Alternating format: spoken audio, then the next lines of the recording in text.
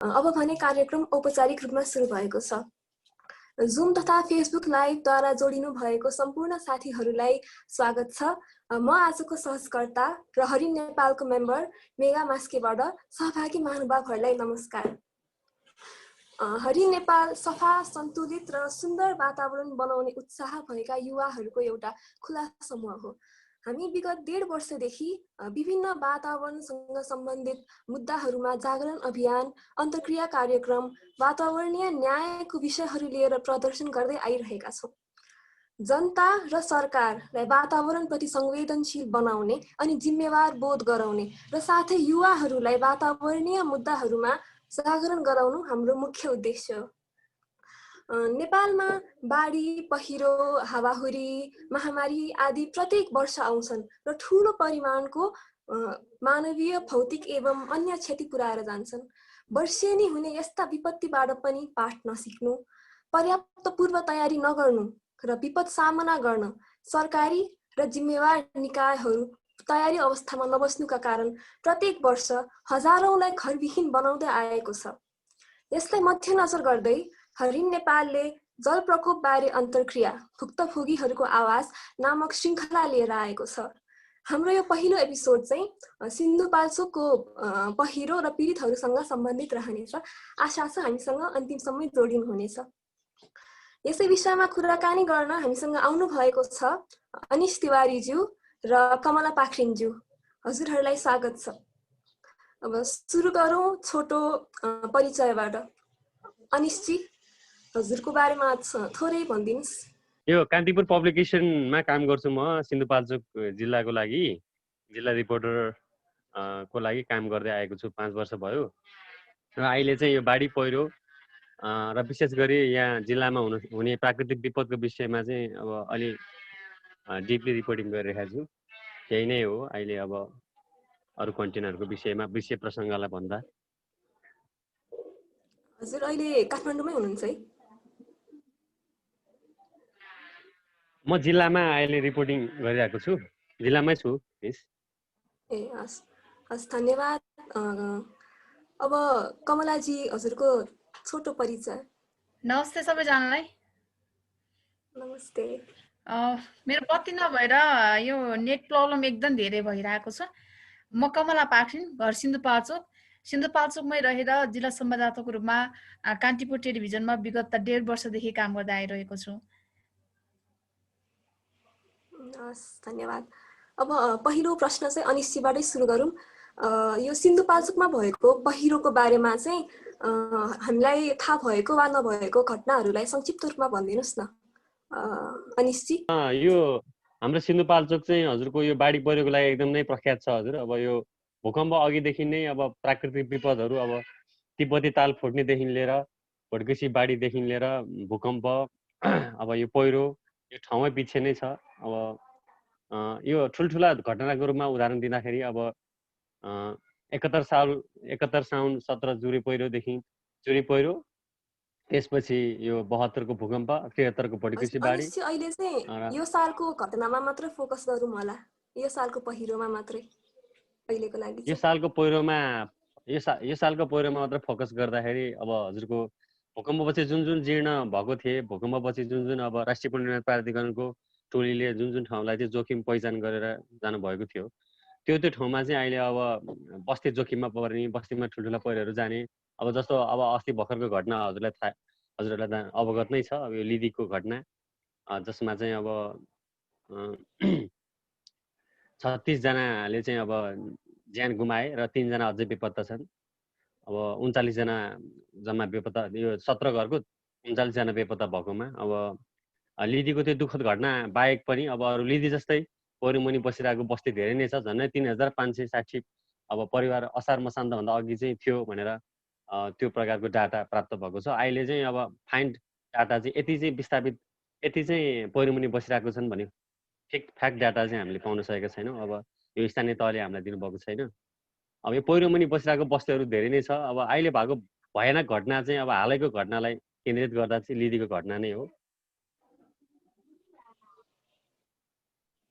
हस्, धन्यवाद अनिशजी।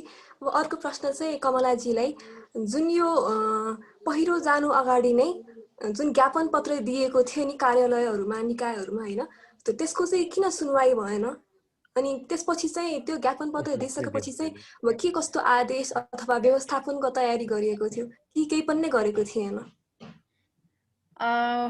लिदिका पहिरो जहाँ उहाँहरू चाहिँ अहिले विस्थापित हुनुभन्दा पहिले नै जोखिममा हुनुहुन्थ्यो त्यति बेला त्यस बस्तीभन्दा माथिल्लो भेगबाट चाहिँ जुन पहिरो झरिरहेको थियो उहाँहरूले आकलन गर्नुभयो कि त्यहाँ ठुलो मानवीय र भौतिक क्षति हुन सक्छ भन्ने आकलनका साथ उहाँहरूले जिल्ला प्रशासन कार्यालय र सम्बन्धित जुगल गाउँपालिकामा उहाँहरूले ज्ञापन पत्र बुझाउनु भएको छ ज्ञापन पत्र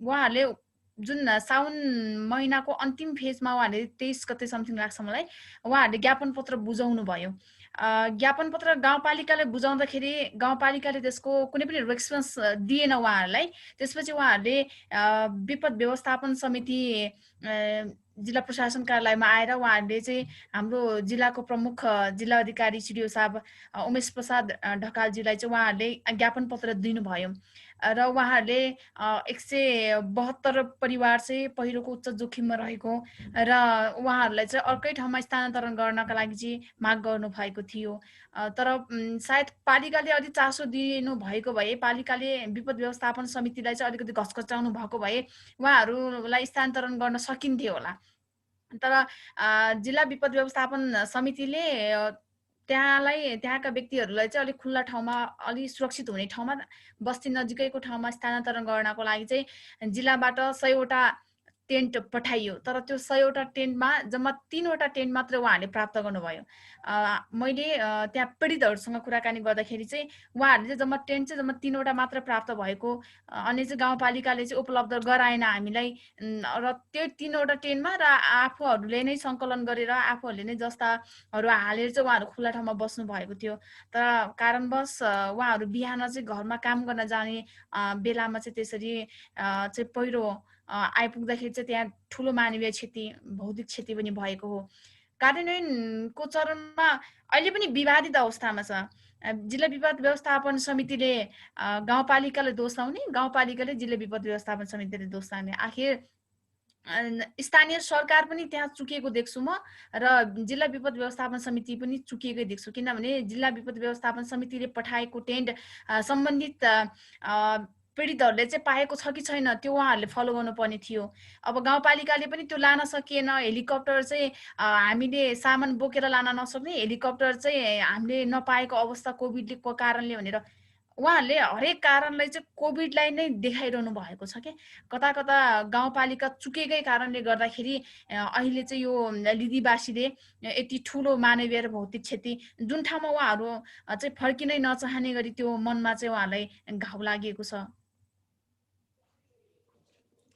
धन्यवाद कमलाजी अब अर्को प्रश्न अनिशजीलाई यो जुन दुःखद घटना भयो नि त्यो सिन्धुपाल्चोकवासीहरूको लागि नयाँ खबर त होइन बरु प्रत्येक वर्ष दोहोरिने घटना चाहिँ हो होइन त्यसैले अब अघिल्लो वर्षहरूमा भएको प्राकृतिक प्रकोपहरू त्यही भुइँचालोदेखि लिएर बाढी पहिरोहरूको चाहिँ अब के भएको थियो अलिक क्रमिक रूपमा छोटकरीमा बताएर हामी दर्शकहरूलाई शिक्षित पारिदिनुहोस् न अनिशजी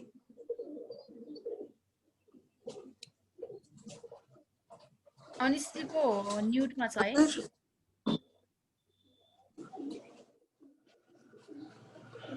अनिशजी हजुर म्युटमा हुनुहुन्छ हजुर हुन्छ यहाँबाट सुरु गर्नुहोस् न तपाईँ म यता जोइन गरिदिएको छु हजुर जस्तो कि अब कति समयको चाहिँ दिन राम्रो होला अब अहिले ठ्याक्क भन्नुपर्दा डेट अब कति साल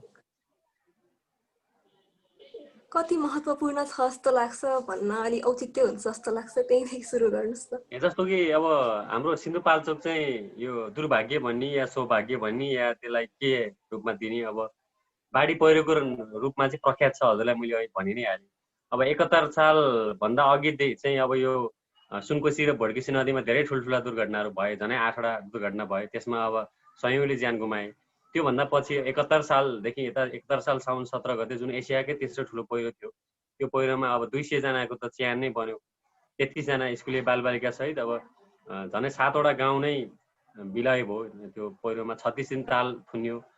अब त्यो पछि यता अब भूकम्प पछि जुन चर्किएको बस्तीहरू थिए त्यसले त अब झन्नै अब 1500 झन्नै अहिले अब जिल्लामा 2000 परिवारलाई विस्थापित बनाइदिएको छ। अब मान्छेहरूको ज्यान जाने हिसाबले अब पहिरोहरू खसेको छ। जस्तो लिली पहिरो एउटा त्यो उदाहरण मात्रै हो। त्योभन्दा अघि अब यो भटेकुसी बाढी भयो, यो हो मान्छेको ज्यान नगए पनि धेरै ठुल्ठुलो अर्बौंको क्षति अब भटेकुसी बाढीले निम्ति आयो। यस्ता ठुलो धेरै दुर्घटनाहरू छन्। अब भनेर साध्य पनि छैन यो। हस्तो भनेपछि अब पहिलेको प्राकृतिक प्रकोपहरूले गर्दा पनि यो सालको पहिरो जानमा भूमिका खेलेको रहेछ हैन? त्यसले अब यो हरेक वर्ष प्रकृतिको शिकार भएको। हजुर भन्नुस्। यसमा चाहिँ मूल आधार अब भूकम्पकै देखिन्छ। भूकम्पपछि अब हेलो हजुर सुनिरहेको छ। हजुर यो भूकम्पपछि चाहिँ जब अब यो कमजोर पहाडहरू जुन पराकम्पनले गर्दा जुन कमजोर बन्यो, अब चर्केर धाजा फाट्यो, अब त्यो कारणले गर्दा नि बाढी पहिरो अधिकांश पहिरोहरू त्यसरी गएको छन्। अब त्योभन्दा पछि चाहिँ अब भटेकुसी बाढी उर्लिएर आउने, त्यसमा चाहिँ अब स्थानीय तहपछि बनेका सडकहरू, अब स्थानीय तहपछि बनेका संरचनाहरूले चाहिँ अब खोलाहरू थुनिने, नदीहरू अब अत्यधिक दोहन, अब यो अवैध दोहनहरूले गर्दा अब नदीहरूले अब उर्लिएर बस्तीहरू बगाउने यो प्रक्रिया छ। अब यसमा चाहिँ पुरा रूपमा मान्छे नै दोषी छ र स्थानीय तहले बेलामा सचेतना नबनाउँदा र स्थानीयले पनि बेलामा सावधानी नबनाउँदा र सरकारको व्यवस्थाले अब अझै अहिले यो बर्खामा पनि अब हजारौं परिवार अब पहिरो मुनि नै बसिरहेको छन्। त्यसपछि अब हरेक वर्ष हैन प्रकृतिको शिकार भएको यो सिन्धुपाल्चोकको चाहिँ भूबनोट चाहिँ कस्तो छ? त्यहाँको माटो जमिन र जे होस् भूमिगत पानी होस् हैन, त्यहाँको चाहिँ भूविज्ञानको दृष्टिबाट पनि अलि पुष्टि गरिदिनुस् अनिश्चित। जस्तो अब यो विषयमा चाहिँ अब म विषयज्ञ त होइन, तर हाम्रो मैले रिपोर्टिङको क्रममा पाएको अब जस्तो सिन्धुपाल्चोकको तपाईँ इन्द्रावती 12 वटा स्थानीय तह छ, 3 वटा नगर र 9 वटा गाउँपालिका छ। यसमा चाहिँ तपाईँ भौगोलिक रूपमा एराइभ गर्नुभयो, घुम्नुभयो भने अब हिमाल पहाड तराई 3 वटै वातावरण तपाईँले सिन्धुपाल्चोकमा पाउनुहुन्छ, जसमा चाहिँ अधिकांश बाढी पहिरो गएको चाहिँ यो पहाडी इलाकामा चाहिँ यो बाढी पहिरो अधिकांश गएको छ। र जहाँ चाहिँ बढी सडकहरू बनिएका छन् त्यहाँ चाहिँ अब त्यहाँ नै पहिरो गएको छ। तर यसमा चाहिँ बढी भूमिका चाहिँ भूकम्पपछि पराकम्पनले जुन ध्वस्त भएको थिए पहाडहरू, त्यसले भूमिका खेलेको छ।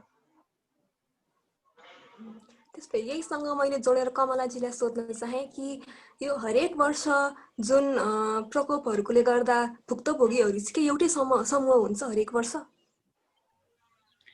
समूहगत रूपमा हेर्ने हो भने सिन्धुपाल्चोकको भटेकोसी गाउँपालिकालाई चाहिँ मान्नै पर्छ, किनभने भटेकोसी गाउँपालिका चाहे भूकम्पमा होस्, चाहे बाढीमा होस्, चाहे पहिरोमा होस्, एकदम उच्च जोखिममा रहेको गाउँपालिका हो। र अन्य स्थानीय तहको भटेकोसी गाउँपालिकाको तुलनामा अन्य स्थानीय तहमा चाहिँ सधैँभरि त्यही समुदाय मात्रै प्राकृतिक विपत्तिमा पर्छ भन्ने छैन।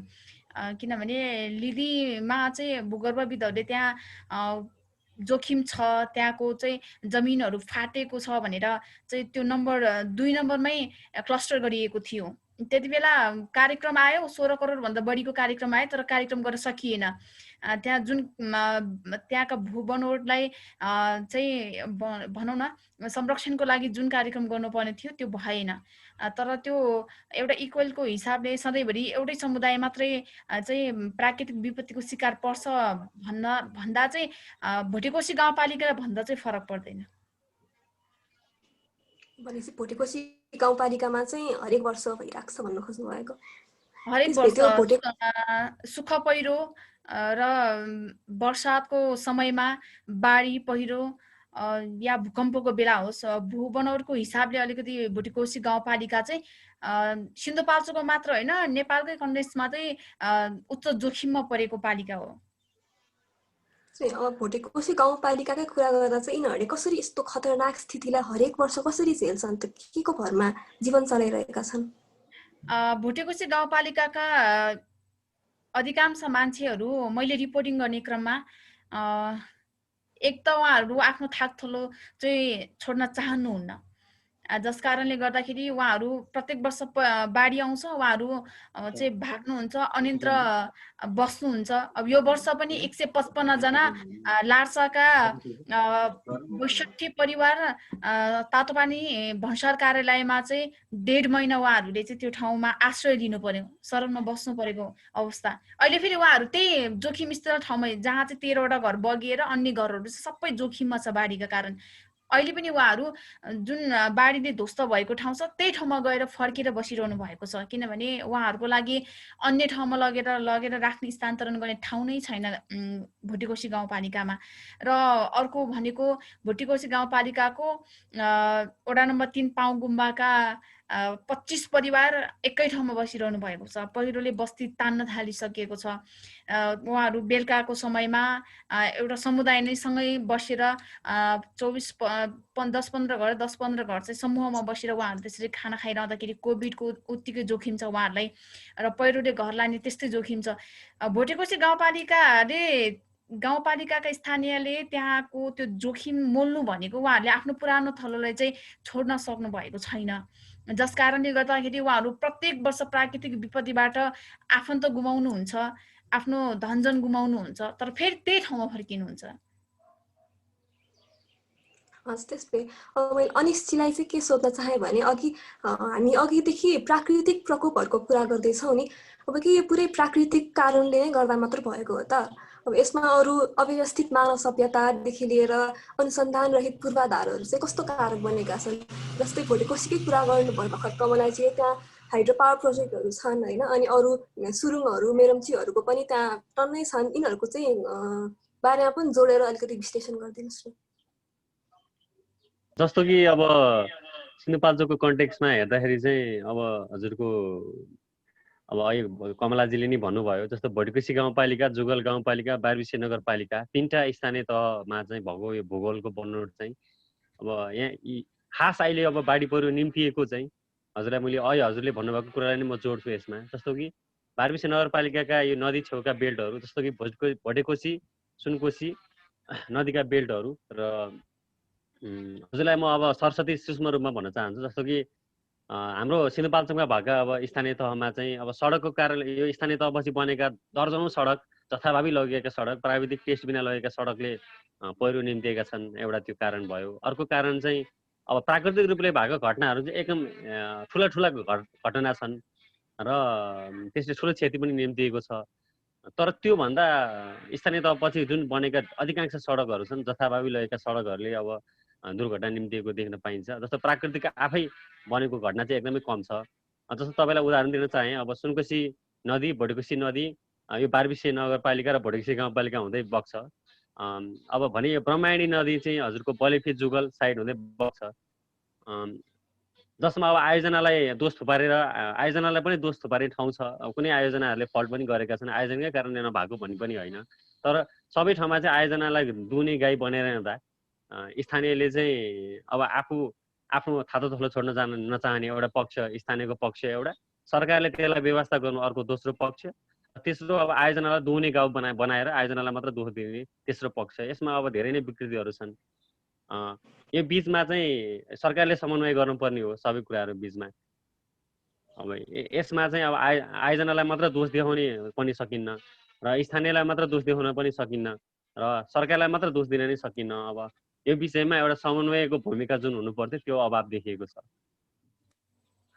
हस्, धन्यवाद। अब फेरि मैले कमलाजीलाई नै सोध्न चाहेँ कि यो पीडितहरूलाई चाहिँ सरकारको तर्फबाट, स्थानीय होस् या प्रदेश केन्द्रीय होइन, सरकारको तर्फबाट चाहिँ के कति र कसरी रिलिफ फन्डहरू वा अनुदानहरू दिइरहेको छ, अनि के त्यो अनुदानहरू प्रभावकारी र पारदर्शी रूपमा राहत वितरण भइरहेको छ?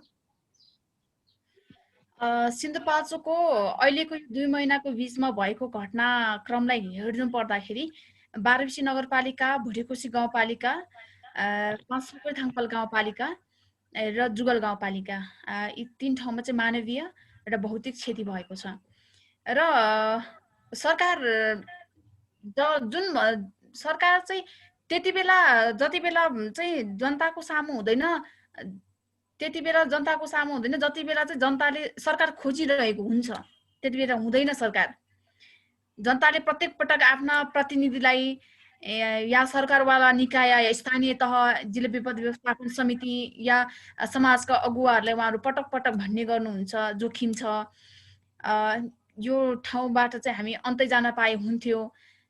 यी कुराहरू गर्दाखेरि उहाँहरू बेवास्ता गर्नुहुन्छ, उहाँहरू सुन्नुहुन्न उहाँहरूको कुरा। जब विपत्ति आइलागिसकेपछि त्यसपछि मात्रै सरकार, संघीय सरकार, प्रदेश सरकार र स्थानीय सरकार एकैचोटि देखिन्छ। यदि उहाँहरूले भनेकै बेलामा तिनै एउटा सरकार अगाडि आउने हो भने सिन्धुपाल्चोकले आज यो विपत्तिबाट भौतिक क्षति भए पनि यति ठुलो मानवीय क्षति चाहिँ हुँदैन थियो, यति धेरै मान्छेहरू चाहिँ गुमाउनु पर्दैन थियो सिन्धुपाल्चोक जिल्लाले। सरकार चुकिएको छ। राहतकै हिसाबमा पनि भन्नुपर्दाखेरि सरकार चाहिँ कुन तवरले जानुहुन्छ भने ठिक छ, जुन केन्द्र लेभलमा, स्थानीय लेभलमा, प्रदेश लेभलमा जो हुनुहुन्छ एकजना फोकल पर्सन मात्रै घटनास्थलमा पुगे पनि त भइगयो नि, होइन? आफ्नो समग्र कार्यकर्ता नै बोकेर हेलिकप्टरमा चाहिँ सवार हुने, जहाँ हेलिकप्टरबाट चाहिँ लाखौँ करोडौँ रुपियाँ चाहिँ उहाँहरू खर्च गर्नुहुन्छ। यदि उहाँहरूले पीडितले भनेको कुरा भन्ने बित्तिकै रिसेन्टली उहाँहरूले चाहिँ त्यसलाई एक्सन लिएर त्यो हेलिकप्टर सहयोग गर्ने पैसा पहिला नै पठाइदिनु भएको भए, सहयोग गर्नु भएको भए कमसेकम जनताले सरकारको अनुभूति त गर्न पाउँथ्यो नि। त्यो मेरो रिपोर्टिङमा मैले देखेको कुरा, मेरो दृष्टिले देखेको कुरा। र अर्को कुरा, राहतको हिसाबमा पनि एकदम राजनीति हुन्छ यहाँ सिन्धुपाल्चोकमा। अन्य जिल्लामा पनि त्यही हुन्छ, किनभने हामी धेरै साथीहरूसँग यो बाढी पहिरो गएको ठाउँको साथीहरूसँग कोअर्डिनेसन गरेर काम गर्दाखेरि चाहिँ अन्य जिल्लामा पनि त्यही हुन्छ।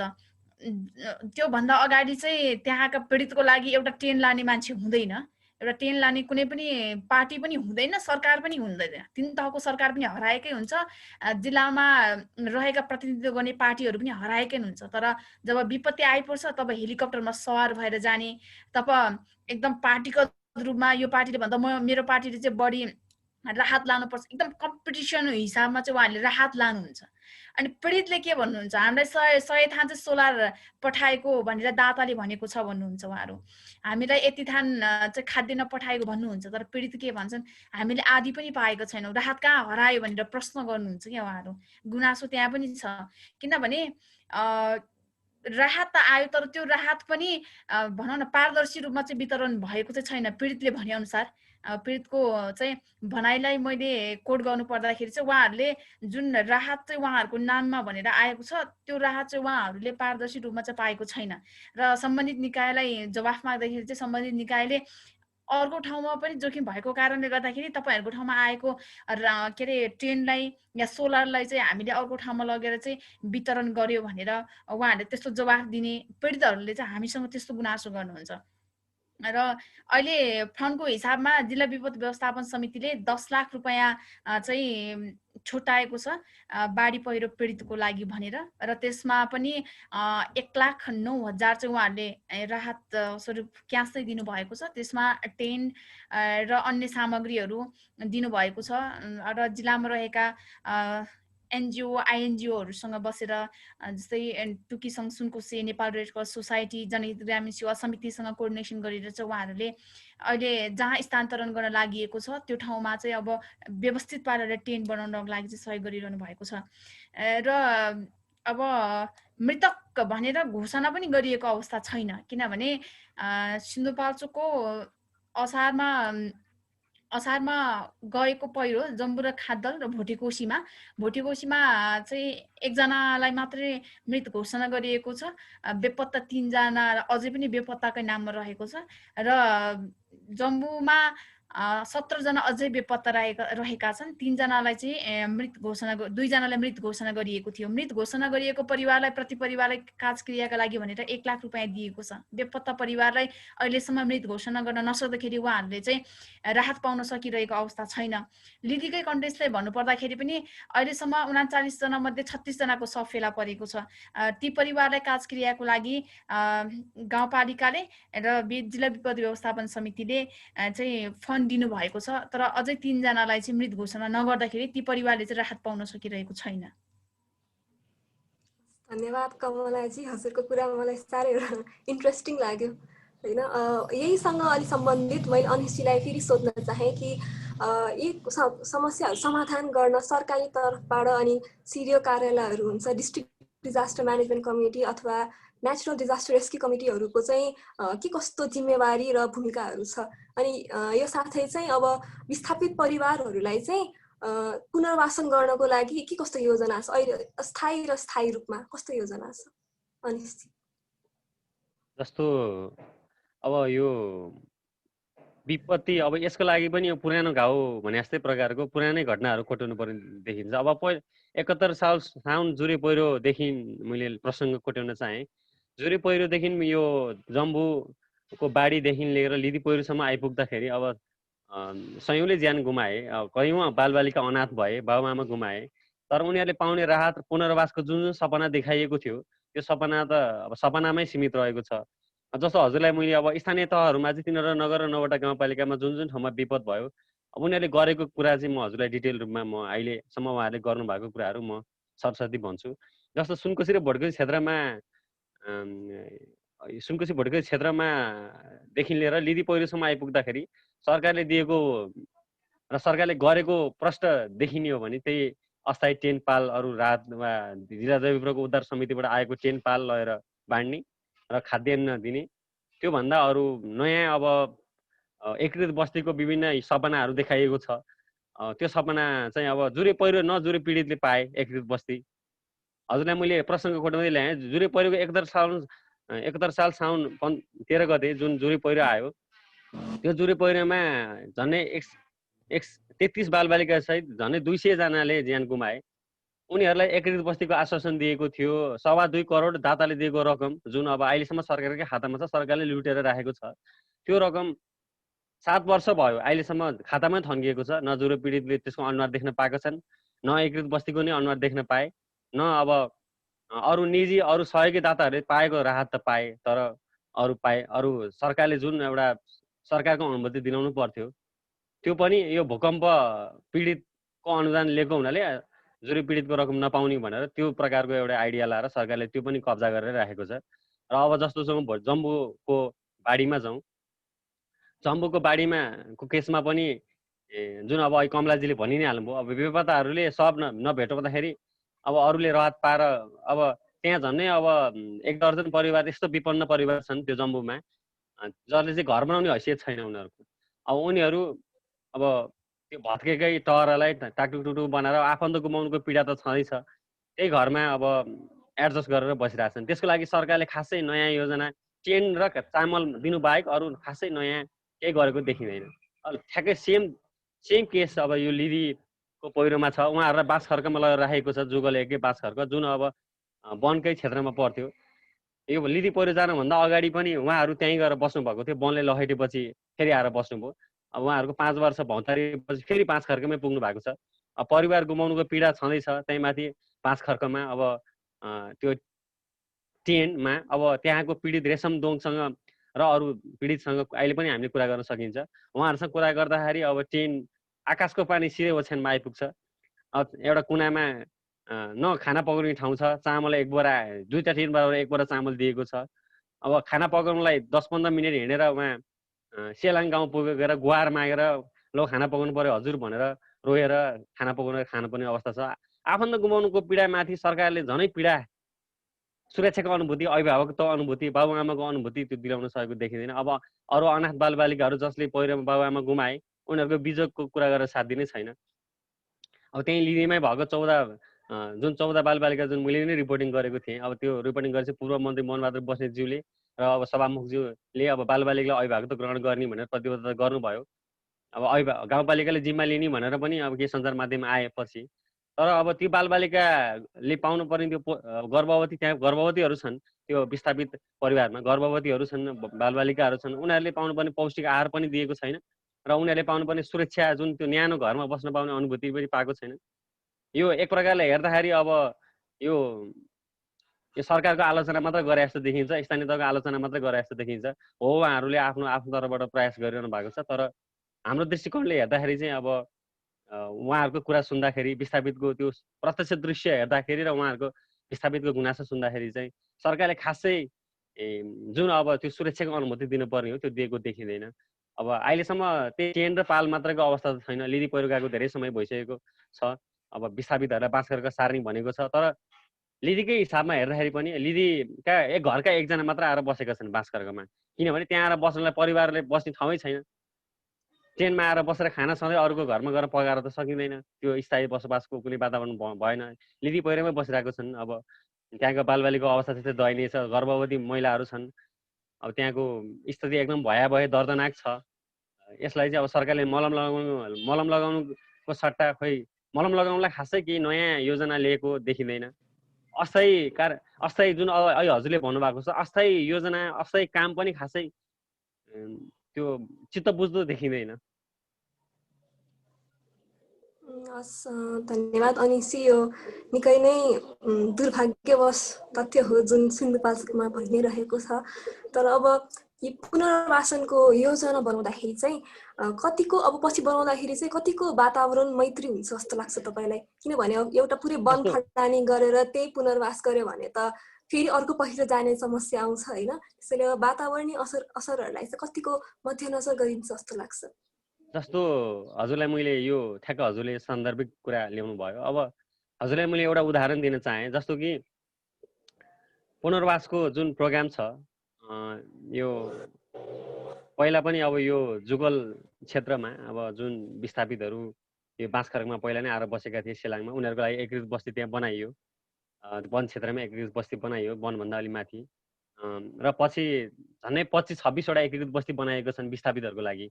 अब बाढीबाट, पहिरोबाट, र त्यो चाहिँ अब राष्ट्रिय पुनर्निर्माण प्राधिकरणबाट समन्वय गरेर जुन संस्थाले वा अरूले त्यो बनाएका छन्, त्यसलाई अब वातावरण मूल्याङ्कनको हिसाबमा दृष्टिकोणमा हेर्दा र वातावरणको दृष्टिकोणको हिसाबमा सिन्धुपाल्चोकमा हेर्दा अब अहिलेसम्म भगवानको कानमा नपरोस् त्यो दुर्घटना भएको छैन। तर सही अर्थमा हेर्ने हो भने वातावरण मूल्याङ्कनको खासै यो केयर गरेको देखिँदैन। विस्थापितलाई सार्नलाई जुन सरकारले कोर्डिनेसन गरेको छैन भने अब यो वातावरण मूल्याङ्कन एकीकृत बस्ती त धेरै परको सपना भयो। अब अहिले हजुर कमलाजीले अहिले भनिहाल्नुभयो, भोटगेसी गाउँपालिका वडा नम्बर 1 लिस्तीकोटको पाउगुम्बाका चाहिँ 60 परिवार अझै पनि हजुरको अब पहिरोमुनि बसिरहेका छन्, अरूको घरमा सुत्न जान्छन्, बिहान आउँछन्। लिदीकै जस्तो सेम घटना छ। सिन्धुपाल्चोकभरि झन्डै 4-5-6 हजार परिवार तपाईँको पहिरोमुनि नै बसेर यसरी अर्काको घरमा गएर सुतेर जीवन गुजारिरहेका छन्। हजुरलाई मैले डाटा दिन चाहेँ, यो पुनर्वासको प्रोग्राम सरकारले त ल्याउने त्यो त अब सपना नै भइहाल्यो। जुनै पहिरो पीडितले पाएनन् भनेपछि अब अरूले त पाउने कुनै कथा नै हुने भयो, जहाँसम्म मलाई लाग्छ। अब अरू अहिले अहिलेको ताजै घटनालाई कोट्याउँदाखेरि पनि अब यो बारबिस नगरपालिकाको कर्थलीमा पहिरो गयो, त्यहाँका 5 दलित परिवार विस्थापित भए। अब यो जम्बूको झन्डै 40-50 परिवार विस्थापित भए। अब यो लिदीकै हेर्नुहुन्छ भने हजुरको झन्डै 172 परिवार विस्थापित छन्। अब यी परिवारहरूको लागि अहिले सरकारले दिएको भनेको त्यही जिल्ला विपदबाट आएको टेन, अब चामल अरू सहयोगी ल्याएर दिएको चामल र आफैले दिएको त्यही अनुदान क्रिया खर्च। अनि यिनीहरूको लागि चाहिँ अब योजना बनाइरहेको, एकीकृत बस्तीको योजना बनाइरहेको, वातावरण मूल्याङ्कन गरिरहेको, भोगरदीको टिम ल्याएर अनुसन्धान गरिरहेको भने यो चाहिँ हामीले धेरै पटक सुनिसक्यौँ, यो धेरै पटक सम्झाएर लेखिसक्यौँ। तर यसमा चाहिँ अब स्थानीय तहका सिंहदरबार, जुन स्थानीय तहमा सिंहदरबारहरू छन्, त्यो सिंहदरबारको त्यो भित्ताभित्रबाट त्यो आवाज पुगेको देखिँदैन। त्यो भित्ता नै पर्खाल नै ढल्नुपर्ने अवस्था देखिन्छ। जहाँ चाहिँ पर्खाल ढलेको छ त्यहाँ चाहिँ फेरि एकीकृत बस्ती पनि बनेको छ। जहाँ चाहिँ स्थानीयहरूले नै अब सोझा गौप्राणी भएर बसेका छन्, त्यहाँ चाहिँ खासै अब यो वातावरण अहिले हजुरले भन्नुभएको छ वातावरण मूल्याङ्कन एकीकृत बस्ती, वातावरणको ख्याल गरिएको, फेरि पहिरो जाला भनेर ख्याल गरेको त्यो केही पनि देखेको छैन। जब मान्छे मर्छन् त्यो पनि अलिअलि मरेर हुँदैन, अब निधि यसरी धेरैजना मर्नु पर्यो अनि मात्र हेलिकप्टर लिएर नेताजीहरू जनप्रतिनिधिहरू त अब दौडिनु परिहाल्यो। अरू नेताजीहरू अब सांसद सभामुख को हुनुहुन्छ, अब हाम्रो सिन्धुपाल्चोकमा धेरै नै हुनुहुन्छ मन्त्रीज्यू र सभामुखज्यूहरू, अब उहाँहरू सटर र गटर आउनुहुन्छ हेलिकप्टर लिएर। त्यही नै अवस्था छ। अहिले हजुरले जुन भन्नुभयो, प्रश्न गर्नु जिज्ञासा राख्नुभयो, त्यो चाहिँ एक छेउ पनि देखिँदैन र त्यो छैन। र केही जनप्रतिनिधिहरूले त्यो अभ्यास नगरेका पनि होइनन्, केही जनप्रतिनिधिहरूले प्रयास पनि गरेका छन्। जस्तो अब हजुरलाई उदाहरण दिन चाहे, हेलम्बु गाउँपालिकाको र 5 थाङपाल गाउँपालिकाको र जुगल गाउँपालिकाको केही बस्तीहरूमा पनि अब जनप्रतिनिधिका अग्रसरतामा विस्थापितहरूलाई चाहिँ अब भड्केसी गाउँपालिकाकै कुरा गरौँ, अब विस्थापित त्यहाँको अब जोखिम भइसकेपछि स्थानान्तरण गर्ने, एउटा सही पुनर्स्थापना गर्ने त्यो भएको छ, काम नभएको नि होइन। तर खास हेर्नुपर्दाखेरि हजुरले भन्नुभएको छ जुन वातावरण मूल्याङ्कनको विषयहरू छ, एकीकृत बस्तीको जुन छ, सुरक्षित बासको जुन कुरो छ, त्यो एक छेउ पनि भएको देखिँदैन। धन्यवाद अनिशजी। अब यही कुरामा थप जोड्दै म कमलाजीलाई के सोध्न चाहन्छु भने जुन हाम्रो हाउस स्पिकरहरू, पोलिटिसियनहरू र त्यहाँको लोकल लिडरहरूको चाहिँ के भनाइ छ? जस्तै अग्नि सापकोटाहरू पीडितहरूलाई भेट्न आइरहनु भएको छ होइन, अनि मिटिङहरू पनि भइरहेको छ जसमा तपाईँ पनि सहभागी हुनुभएको थियो। उहाँहरूको चाहिँ यसमा के निष्कर्ष अथवा के भनाइ छ उहाँहरूको? कन्टेक्सको हिसाबले हेर्दाखेरि अहिले जुन केन्द्रीय सरकारको लेभलमा सिन्धुपाल्चोकका जनप्रतिनिधिहरू यस्तो माथिल्लो माथिल्लो लेभलमा हुनुहुन्छ कि देशकै 5औं तहमा हुनुहुन्छ। उहाँकै के अरे चुनावी क्षेत्र पनि हो सभामुख अग्निप्रसाद सापकोटाको। उहाँले पहल गर्नुभएको हो, त्यो हामीले देखेका छौँ। उहाँ चाहिँ आफ्नो आँखाको सर्जरी अघिल्लो दिन हुनु र पछिल्लो दिन जम्मूमा उहाँ आफै पनि अवलोकनको लागि जानुभएको थियो। त्यो कुरालाई म नमन गर्छु। तर म त के भन्छु भने एउटा राजनीति चाहिँ त्यहाँ कसरी देखिन्छ भने स्पष्टै देखिन्छ राजनीति। सभामुख जाने बेलामा या त जिल्लाको कोही प्रतिनिधि जानुभयो भने नेकपाकाहरू उहाँसँग लस्करै हुन्छ, किनभने उहाँ नेकपा पार्टीसँग आबद्ध व्यक्ति हुनुहुन्छ। किनभने हेलिकप्टरमा हामी एकजना बिरामी लिन जानको लागि 5 जनासम्म चाहिँ हेलिकप्टरमा चढेर जाने। त्यति बेला राजनीति यस्तो मजाले छचल्किएको देखिन्छ। र अर्को कुरा, नेपाली काङ्ग्रेसले गर्यो भने त्यो घाइते पनि कुन पार्टीको हो क्या, नेकपाको हो या काङ्ग्रेसको हो? उद्धारको लागि जाने व्यक्तिहरूमा चाहिँ त्यो एउटा पार्टीगत रूपले मानवीयता नै हराएको म त्यो देख्छु। किनभने पार्टीगत रूपमा आफ्नो पार्टीको चाहिँ घाइतेलाई चाहिँ हेलिकप्टरमा हालेर लाने, अर्को पार्टीले चाहिँ नहेर्ने, त्यस्तो पनि छ। अनि पुनर्वासको हिसाबले हेर्नु पर्दाखेरि सरकारले अहिलेसम्म पनि गर्न नसकेको भनेको जुरे पहिरो पीडित जुन 7 वर्ष भएको छ, 7 वर्षसम्म पनि जुरे पहिरो पीडितबाट जति बाँचे ती बाँचेका मान्छेहरू पल पल मरेर बाँचिरहेका छन्। उनीहरू अहिले म्याग्नेसाइडको जग्गामा, सरकारी जग्गामा आश्रय लिएर टहर लिएर बसिरहेका छन्। तर सरकार प्रत्येक दिन त्यहाँ उनीहरूको आफ्नो सरकारी झन्डा फरफराएर त्यो बाटो हिँड्नुहुन्छ, तर त्यो पीडितको घरलाई उहाँहरू कहिले पनि हेर्नुहुन्न। 2.25 करोड पैसा सरकारी खातामा थन्किएर बसिएको छ। 3 तहको सरकारले के गर्न सक्यो त? 3 तहको सरकारले यदि गर्न चाहियो भने विपद व्यवस्थापन कोषमा चाहिँ खडा भएको रकम निकालेर के जुरे पहिरो पीडितले घर बनाउन सकिँदैन थियो? मलाई त कहिले त के पनि लाग्छ भने लिदी पहिरोमा जति पनि विस्थापित भएका छन् उनीहरूको पनि खातामा जम्मा भएको पैसा कहीँ कतै जुरे पहिरो पीडितहरूको लागि पनि हुने होइन कि जस्तो मलाई डाउट लाग्छ। किनभने राजनीतिक खिचातानीको कारणले गर्दाखेरि नै जुरे पहिरो पीडितका मान्छेहरूले चाहिँ पैसा नपाएको हुन् भन्ने बेलामा उहाँहरू के भन्नुहुन्छ, खाता चाहिँ रोका भयो, 3 महिना भन्दा पछाडि चाहिँ खाता सञ्चालन गर्नु पर्थ्यो, पैसा निकालिसक्नु पर्थ्यो। तर काङ्ग्रेसले बाँड्ने, नेकपाले बाँड्ने, यो दुई बीचको झमेलाले गर्दाखेरि चाहिँ पीडितहरू यसरी पिल्सिएका छन्। ती पिल्सिएका पीडितहरूले जो आफ्नो कुरा अझै उहाँहरू अहिले सम्झन पनि चाहनुहुन्न। हामी जुरे पहिरो पीडितको चाहिँ रिपोर्टिङमा जाने बेलामा अनिश्चित र म चाहिँ कोर्डिनेसन गरेर त्यहाँ पुग्यौँ। हामी पीडितहरूसँग कुराकानी गर्छौँ। उहाँहरू भन्नुहुन्छ सरकारले त्यो पैसा जहाँ थन्काउनु भएको छ थन्कायो, हामीले माया मारिसक्यौँ, हामीलाई त्यो पैसाको अब आश पनि छैन, हामी गर्दैनौँ पनि। कति पीडितले त घरै बनाउन सकिरहेका छैनन्। जो सुभाष तामाङ, उनले आफ्ना सपरिवार चाहिँ जुरे पहिरोमा चाहिँ गुमाए। उहाँ चाहिँ साथीको घरमा बस्न गएको भएको कारणले गर्दाखेरि उहाँ त्यो दिन बाँच्न सफल हुनुभयो। उहाँले अहिलेसम्म घर बनाउन सक्नु भएको छैन। उहाँ अहिलेसम्म पनि आफन्तकै घरमा आश्रय लिएर बसिरहेका छन्। सरकार कहाँ पुगेको छ त? त्यसैले भन्न सकिन्न लिदी पहिरोमा जतिले आफन्त गुमाएका छन् ती पहिरो पीडितको पनि छ भन्न सकिँदैन। त्यसो हुँदाखेरि 3 तहको सरकार छ, 3 तहको सरकारले समन्वय गर्न सक्नु पर्थ्यो, तर त्यो देखिँदैन। उहाँहरूको समन्वयमा एकदम धेरै फितलो छ, किनभने सरकारले गर्नुपर्ने काममा चाहिँ यहाँ विभेद पनि भएको छ।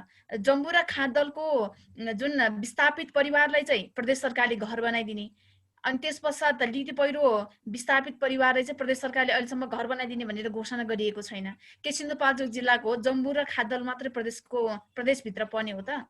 लिदी पनि त पर्छ होला नि त। लिदीको लागि चाहिँ किन बाहेस गर्यो प्रदेश सरकारले? मेरो प्रश्न प्रदेश सरकारले मैले पटक पटक यो प्रश्न गरिरहेको छु, तर उहाँले मलाई कहिले पनि ठेट जवाब दिन सक्नुहुन्न। म भन्छु प्रदेश नम्बर 3 को लिदी पर्छ कि पर्दैन? किन प्रदेश नम्बर 3 मा सिन्धुपाल्चोककै हकमा भन्नुपर्दा जम्बू र खादलको पीडितलाई घर बनाइदिँदाखेरि प्रदेशले घर बनाइदिँदा लिदीले किन नबनाउने? उहाँहरू भन्नुहुन्छ हामी लिदीमा नमुना स्तरीय घर बनाउँछौँ। घर बनाएर ओद मात्र लगाएर त भएन, पुनर्वासको मात्रै व्यवस्था गरेर त भएन, जीविकोपार्जनको कुरा पनि त आयो नि फेरि। जहाँ लिदीका पहिरो विस्थापितहरूलाई अहिले जहाँ सेलाङमा स्थानान्तरण गरिएको छ त्यहाँ कुनै खेत छैन। लिदीका अधिकांश मान्छेहरू धानबाट राम्रो आम्दानी गरेर बसेका मान्छेहरू हुन्। हामीले त्यो कुरा प्रत्यक्ष देखेका छौँ। उहाँहरूलाई जीविकोपार्जनको लागि नै एकदम मुख्य समस्या हुन्छ। ल्याएर उहाँहरूले राख्नु होला, घर बनाउनु हुन्न होला। ठिक छ, सरकारले भोलि उहाँहरूको लागि 3 लाख 2 लाख घर बनाउनको लागि दिनु होला, तर जग्गा कहाँ छ? ढुवानी गर्नको लागि त्यो पैसाले पुग्ला? उहाँहरूको लागि जीविकोपार्जनको मुख्य चाहिँ के त? सरकारले त्यो सोचिरहेको छैन। अहिले सरकार आफ्नो वाहाको लागि, आफ्नो चाहिँ भनौँ न आफ्नो प्रशंसाको लागि मात्रै त्यहाँ जानुहुन्छ, त्यसपछि दाताले लिएको सामान लिएर हस्तान्तरण गर्नुहुन्छ, त्यसपछि फर्किनुहुन्छ। त्यो पनि हेलिकप्टरमा, गाडीमा फर्किनुहुन्न, उहाँहरू हेलिकप्टरमा फर्किनुहुन्छ। राजनीतिले नेपाललाई चाहिँ यो ठाउँमा पुर्याएको छ कि मानवीय र प्राकृतिक भन्दा ठुलो चाहिँ राजनीति ठुलो हो भन्ने कुरा यहाँ बिस्तारै मानिसहरूले चाहिँ अपनत्व गर्दै आएको देख्छु म। किनभने ठिक छ, बाटो खन्छौँ हामी, प्राकृतिक रूपमा त्यहाँ रुख जमिन सबै ध्वस्त भएको छ। प्रत्येक वर्ष बिरुवा रोपिन्छ, प्रत्येक वर्ष जन्मदिनमा 2000-3000 बिरुवा रोपिन्छ। त्यो बिरुवाको संरक्षण कसले गरेको छ अहिलेसम्म? सेलाङकै अहिले जहाँ सेलाङमा स्थानान्तरण लिदीका पहिरो पीडितलाई स्थानान्तरण गरिएको ठाउँ छ, त्यो ठाउँमा उहाँहरू भूकम्प अगाडि आएर बस्नु भएको ठाउँ हो। त्यो ठाउँमा उहाँहरूले 11,000 भन्दा बढी बिरुवा रोप्नु भएको छ। बिरुवाको संरक्षण हुन नसक्दाखेरि बिरुवा अहिले ठुलो हुन सकिरहेको छैन। कति बिरुवा त त्यहाँ अन्य वस्तुहरू गएर खाँदाखेरि बिरुवा नै छैन। संरक्षण कसले गर्ने? त्यसो हुँदाखेरि पोलिटिक्सले चाहिँ पीडितलाई मात्र होइन, वातावरणलाई पनि मजाले असर पारिरहेको चाहिँ मेरो रिपोर्टिङले देखाउँछ। धन्यवाद कमलाजी, हजुरले साह्रै शक्तिशाली, सत्य र दुःखलाग्दो कुरा गर्नुभयो। यो जुन राजनीतिक क्षेत्र चाहिँ, राजनीतिक कुरा चाहिँ हरेक क्षेत्रमा देखिरहेको छ होइन। त्यसपछि चाहिँ अब फेरि अनिशजीलाई चाहिँ म के सोध्न चाहन्छु भने, अब हजुरहरू जस्तो पत्रकारहरूको चाहिँ के कस्तो जिम्मेवारी छ होइन, अनि हजुरहरूसँग भएको ऊर्जा र गर्न सक्ने कामहरू चाहिँ के हो यो बहिरो जस्तो कुराहरूमा चाहिँ? जस्तो अब हजुरले यो प्रश्न, अब यो के छ, हामी सञ्चारकर्मीलाई चाहिँ अब के छ, हजुरले यसमा बोलाउनु भयो, एकदम धन्यवाद छ तपाईँहरूलाई। अब यो ढिलो भए पनि मैले यो धन्यवाद ज्ञापन गर्न चाहेँ। हजुरहरूमा एकदम नमन छ, शिवम छ। अब जस्तो कमलाजीलाई पनि यो प्रश्न सोध्नु होला मलाई भन्दा नि, म चाहिँ एउटा पुरुष भएको हिसाबले मेरो दृष्टिकोणले हेर्दा म पुरुषको दृष्टिकोणले हेर्छु। यो मेरो गौण पनि आउँछ, यसमा गौण हुन्छ। अब उहाँलाई पनि सोध्नु होला, उहाँको दृष्टिकोणले हेर्दा कस्तो पाउनु भएको छ उहाँले। मेरो दृष्टिकोणले हेर्दा चाहिँ अब हजुरलाई म सरसर्ती मेरो आफ्नो एउटा जीवन, एउटा घटना म तपाईँलाई भन्न चाहेँ यहाँ। जस्तो म अब लिदी पहिरोमा रिपोर्टिङमा गएँ। रिपोर्टिङमा जाँदा त्यतिखेर अब सञ्चारकर्मी सबै साथीहरू पुगिसक्नु भएको थिएन। लिदी पहिरोकोमा र भोटकोसी बाढीकोमा र यो जुरी पहिरोदेखि यहाँसम्मको यो सबै विपत्तिहरूमा रिपोर्टिङमा जाँदा मैले पाएको विस्थापितहरूले चाहिँ अब क्यामेरा लिएर आउने बित्तिकै के सोध्छन् उनीहरूले, हामीले सहयोग ल्याउँछौँ, हामीले नै सहयोग बोकेर आएका हौँ, उनीहरूको फोटो बेचेर खान्छौँ भन्ने उनीहरूको दृष्टिकोण त्यो हुन्छ। र हामी सञ्चारकर्मीको चाहिँ एउटा अलग्गै व्यथा छ हजुरहरूलाई। अब यो मधुमालतीको कथा सुना जस्तो होला। फेरि अब यो विषयमा प्रवेश नगरौँ। अब विस्थापितहरूको दुःख देख्दाखेरि अब हामीसँग अर्बौँ पैसा हुने हो नि त, सरसर्ती लगाएर बाँडिदिनु हुन्थ्यो, समस्या समाधान हुन्थ्यो। अब पैसा त छैन अर्बौँ। अब सरकारको एउटा सिस्टम छ त्यसको लागि गर्नको लागि हामीले त लेख्ने नै हो। अब हामीले गर्ने सूचना प्रसारण हो, हामीले गर्ने समाचार सङ्कलन हो, समाचार पठाउने हो। र त्यो समाचार अब आइसकेपछि त्यो समाचार हेरेर अब विभिन्न सहयोगी मनहरूले अब सहयोग गर्ने हो। अब यसमा अब सञ्चारको राम्रै भूमिका छ त्यसमा, अब त्यो जस्तो लाग्छ मलाई। अब कुनै पीडित भाटामा मैले अब तपाईँलाई उदाहरण दिन चाहेँ, एउटा जुरे पीडित हुनुहुन्छ जसले चाहिँ अझै पनि सम्म नि घर बनाउन सक्नु भएको छैन। अब उहाँ भाटामा म अहिलेसम्म 7 वर्ष, हजुरलाई अहिले कमलाजीले नै भनिहाल्नु भयो, मैले नि अब दोहोऱ्याएँ। यो भन्दा कान पनि अब यो कानले पनि दुखित अनुभव गर्ला सायद। अब 7 वर्ष भइसक्यो त्यही पीडितलाई हामीले भेट्न गएर रिपोर्टिङ गरेको। 7 वर्षसम्म 2.25 करोड दाताले दिएको रकम सरकारले अँठ्याएर राखेको छ।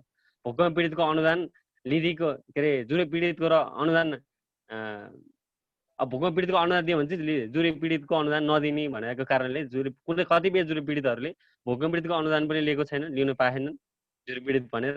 जुरे पीडितको अनुदान त पाउने कुरै भएन। उहाँहरू टहरामै बसिरहनु भएको छ। अब आर्मीको क्याम्पमा सारा लिएर बसिरहनु भएको छ 7 वर्षदेखि, 7 इयर्स। र 7 वर्षसम्म हामी त्यहीँ गएको छौँ रिपोर्टिङ गर्न। हामीलाई लाज भइसक्यो। अब त्यो पीडितलाई गएर हामीले के जवाफ दिने? समाचार सम्प्रेषण गर्नु भएन, तपाईँले सोध्नुभयो भने के जवाफ दिने हामीले? समाचार सम्प्रेषण गऱ्यौँ, आयो कान्तिपुरको अघिल्लो पेजमा आयो, दोस्रो पेजमा आयो, सहयोगी दाताले सहयोग गरेर दिनुभयो।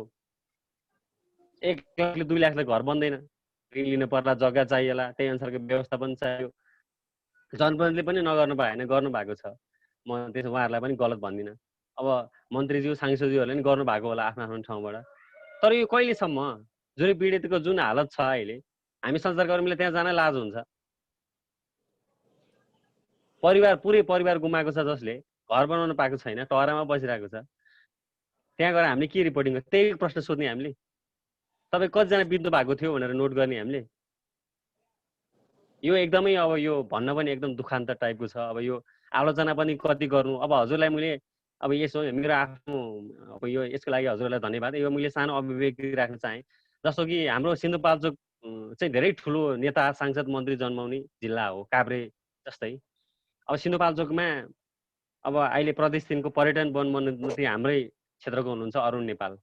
सभामुख हाम्रो जिल्लाको हुनुहुन्छ अग्नि सापकोटा। अब हजुरको प्रदेश 2टा सांसद हुनुहुन्छ, सरेश नेपाल र निमा लामा हाम्रै उसको हुनुहुन्छ।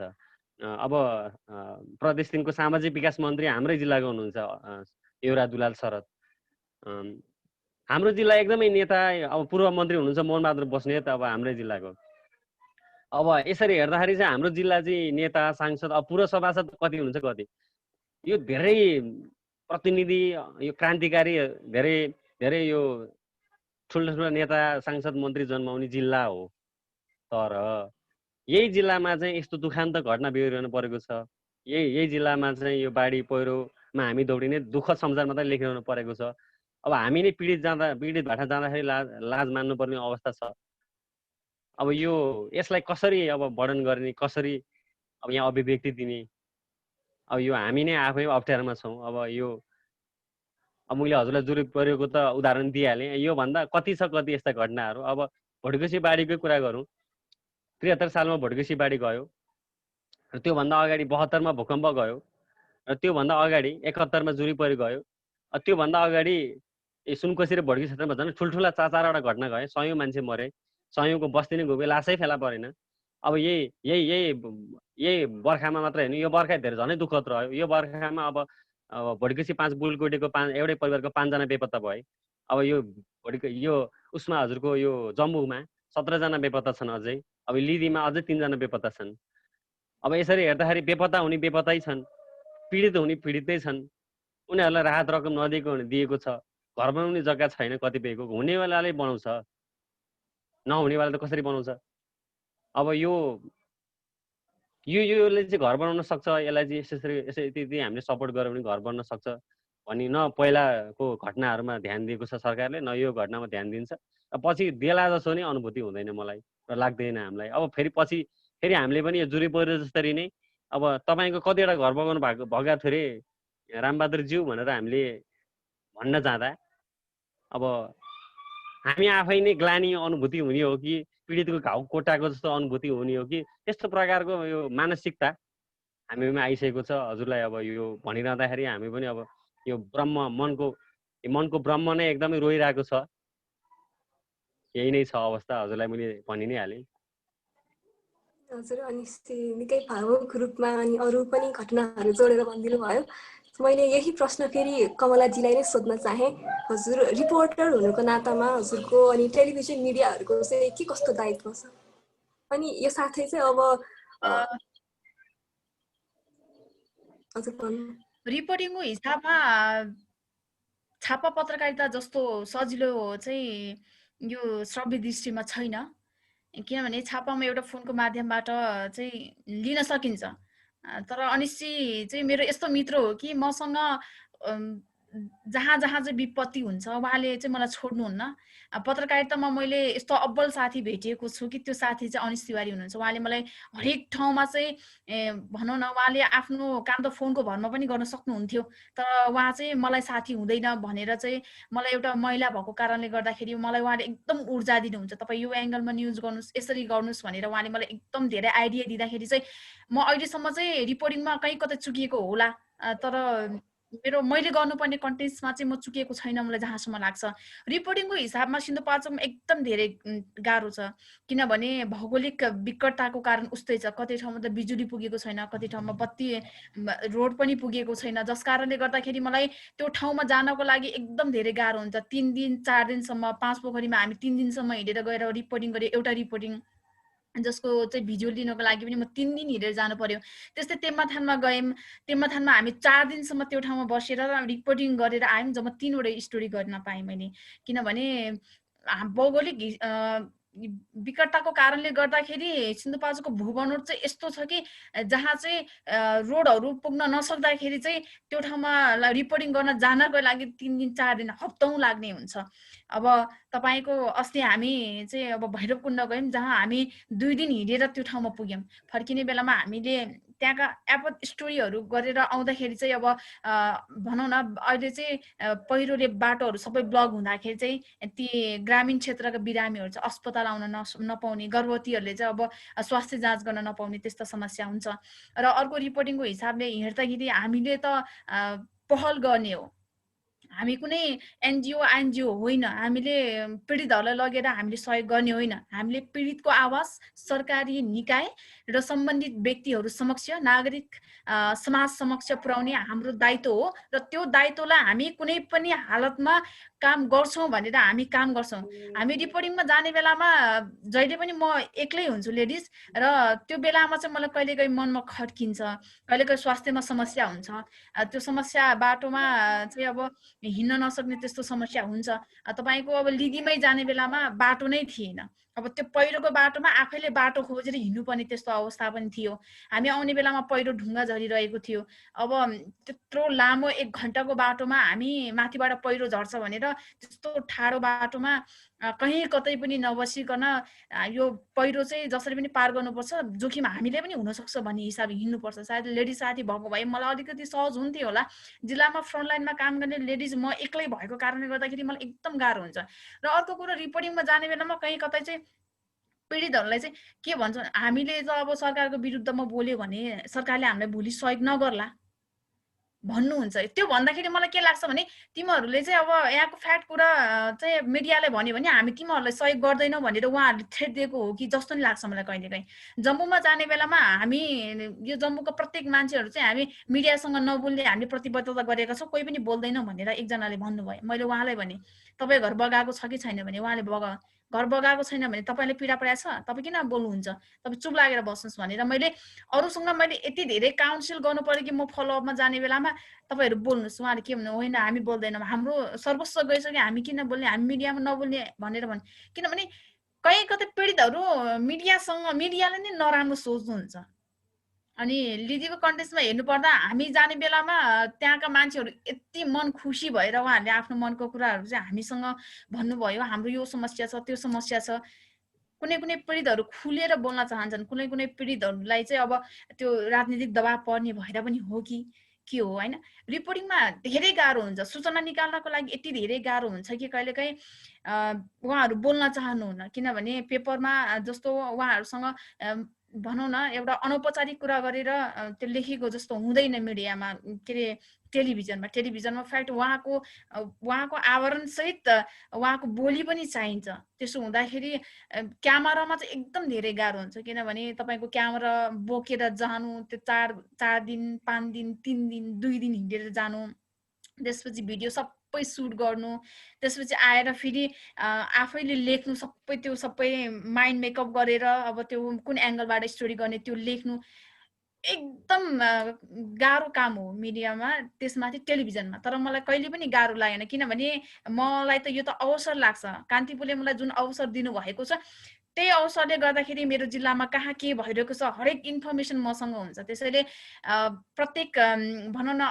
कति मान्छेहरू त मसँग इन्फर्मेसन उहाँहरूले चाहिँ खोज्नुहुन्छ कहाँ के भइरहेको छ भनेर भन्दाखेरि चाहिँ मलाई खुसी लाग्छ।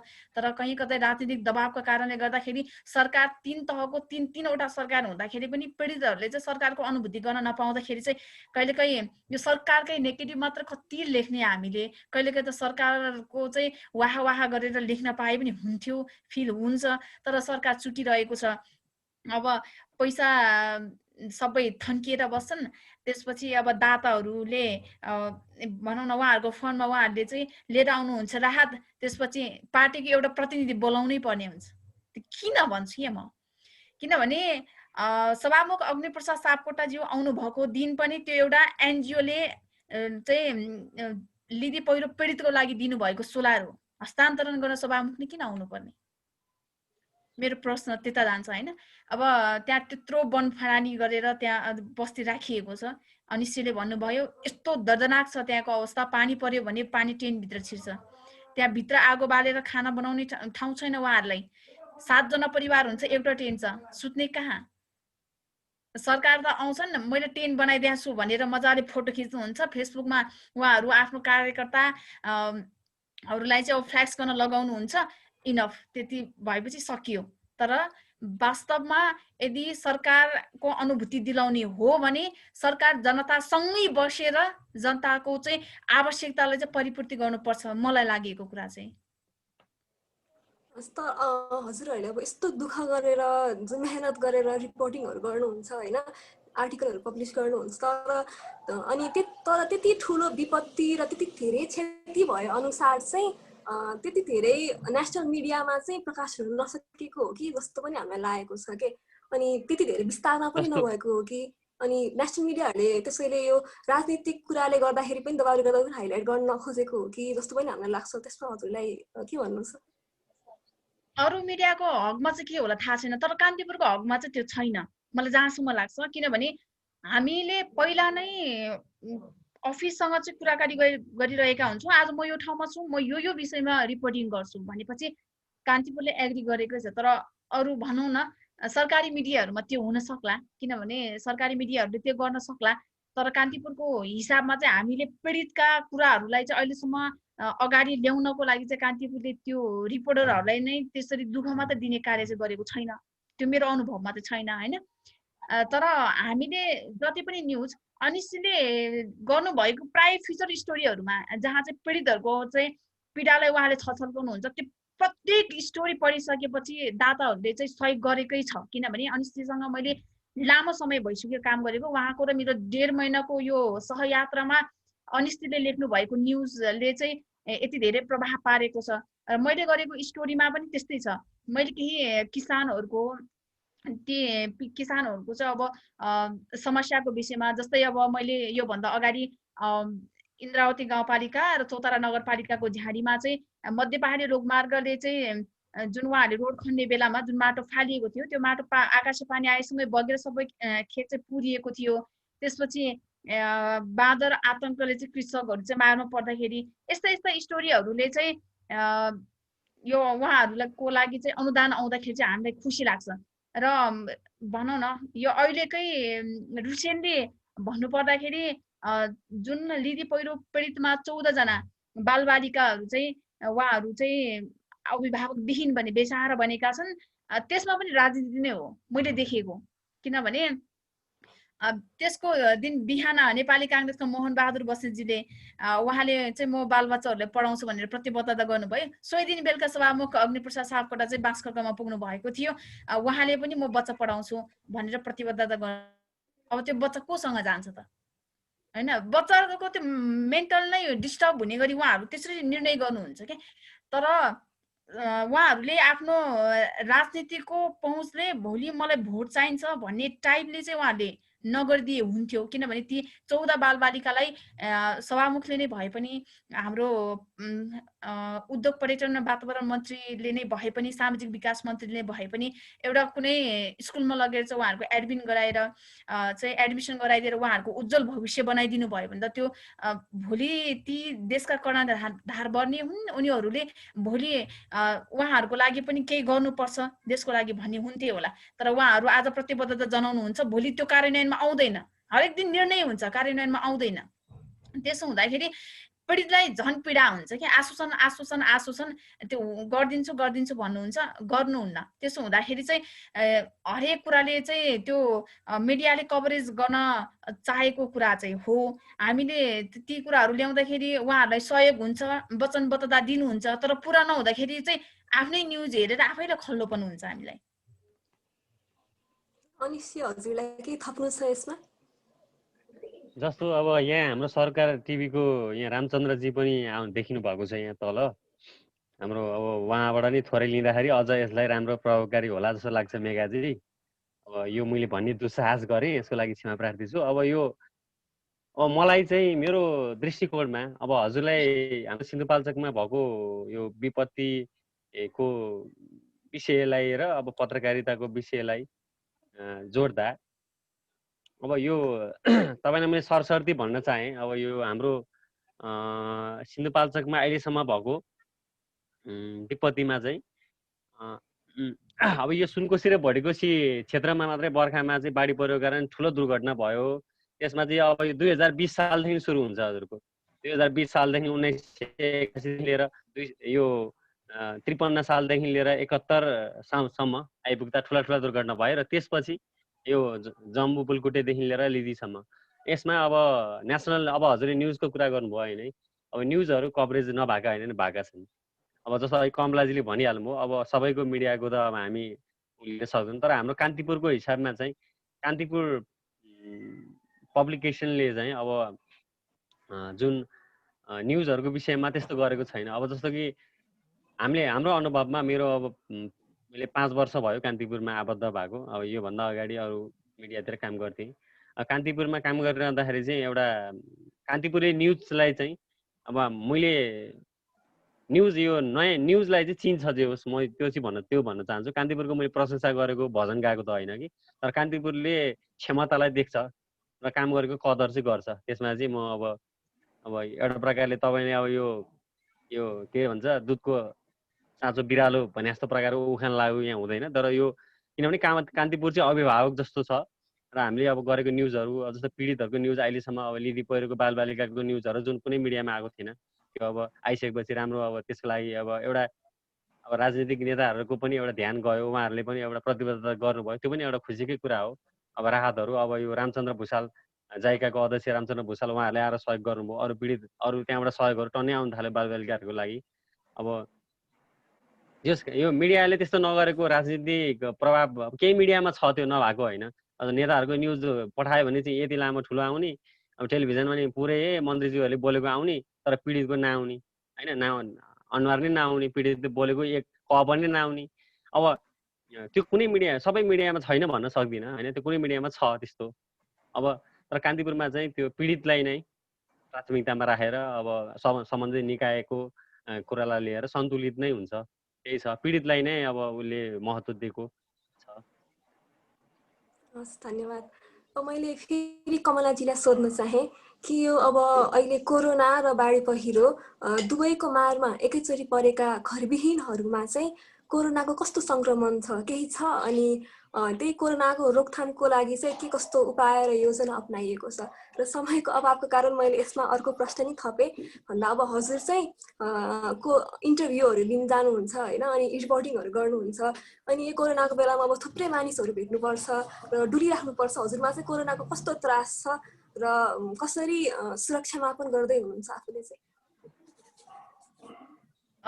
यो बाढी पहिरो र कोरोना प्लस त्यसमाथि पनि बाढी पहिरोबाट विस्थापित हुने परिवारमा चाहिँ लिदी पहिरो विस्थापितहरूको चाहिँ स्वाप सङ्कलन गरिएको छ सबैजनाको गरिएको छैन जम्मा 36 जनाको गर्ने चाहिँ उहाँहरूको त्यो दिनको प्लानिङ थियो जुन दिन हामी पुगेका थियौँ तर जम्बू र खाद्दलको पीडितहरूको चाहिँ अहिलेसम्म स्वाप सङ्कलन गरिएको छैन र मेरो रिपोर्टिङको उसमा चाहिँ कोभिडलाई जोड्नु पर्दाखेरि चाहिँ म एकदम हाई रिस्कमा बसेर काम गरिरहेको छु अहिलेसम्म र अहिलेसम्म आरडिटी र मैले पिसिआर 2 चोटि गर्दाखेरि अहिलेसम्म चाहिँ म सेफ नै छु भोलि यो प्रसङ्गमा काम गरिरहँदा मलाई लाग्छ मलाई चाहिँ कोभिडले छुँदैन मलाई त्यो लाग्दैन एक दिन म पनि सङ्क्रमित हुन्छु तर मलाई यति चाहिँ आत्मविश्वास छ कि म चाहिँ मर्दिनँ भन्ने चाहिँ मलाई आत्मविश्वास छ म त्यो आत्मविश्वासले अहिलेसम्म काम गरिरहेको छु अब मलाई हाई रिस्क के छ भने अब बाढी पहिरो पीडित पनि उत्तिकै हुन्छ किनभने त्यो क्षेत्रमा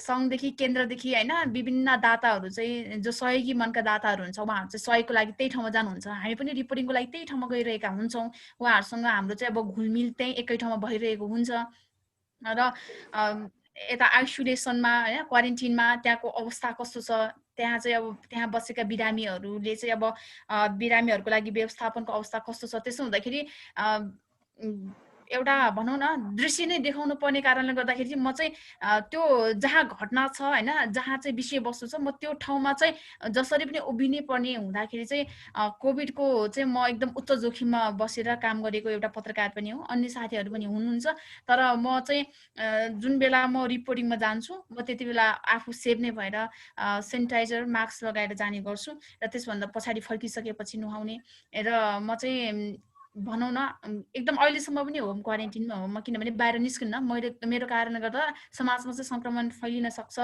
भन्ने मलाई त्यो सोच आउँछ त्यो कारणले गर्दाखेरि म रिपोर्टिङमा जान्छु सिधा बाटो आएर आफ्नो रुमभित्र चाहिँ बस्छु जोखिम त पत्रकारहरूको लागि एकदमै धेरै छ अब जोखिम त अब भनौँ न उहाँहरूको लागि चाहिँ अब व्यवस्थापन अनि त्यसपछि सजगताको लागि चाहिँ कोभिडबाट बच्नको लागि चाहिँ के गरिरहेको छ भन्दाखेरि अहिले कुनै पनि निकायले चाहिँ त्यसलाई हेरेको छैन मलाई जहाँसम्म लाग्छ म फलोअपमा भोटेकोसी पनि पुगेको हो 12 बिसीको जम्बू र खाद्दल पनि पुगेको हो भोटेकोसीको लार्चा र त्यसपछि पाउँगुम्बा हामी लिदीमा पनि पुगेका हौँ लिदीको चाहिँ सब सङ्कलन गरिएको छ तर त्यहाँ बसेका पीडितहरूको लागि अहिलेसम्म सरकारले न सेनिटाइजर पठाएको छ न एउटा मास्क पठाएको छ त्यो भनौँ न सजगताको हिसाबले चाहिँ सरकारले अहिलेसम्म केही पनि गरिएको चाहिँ देखिएको छैन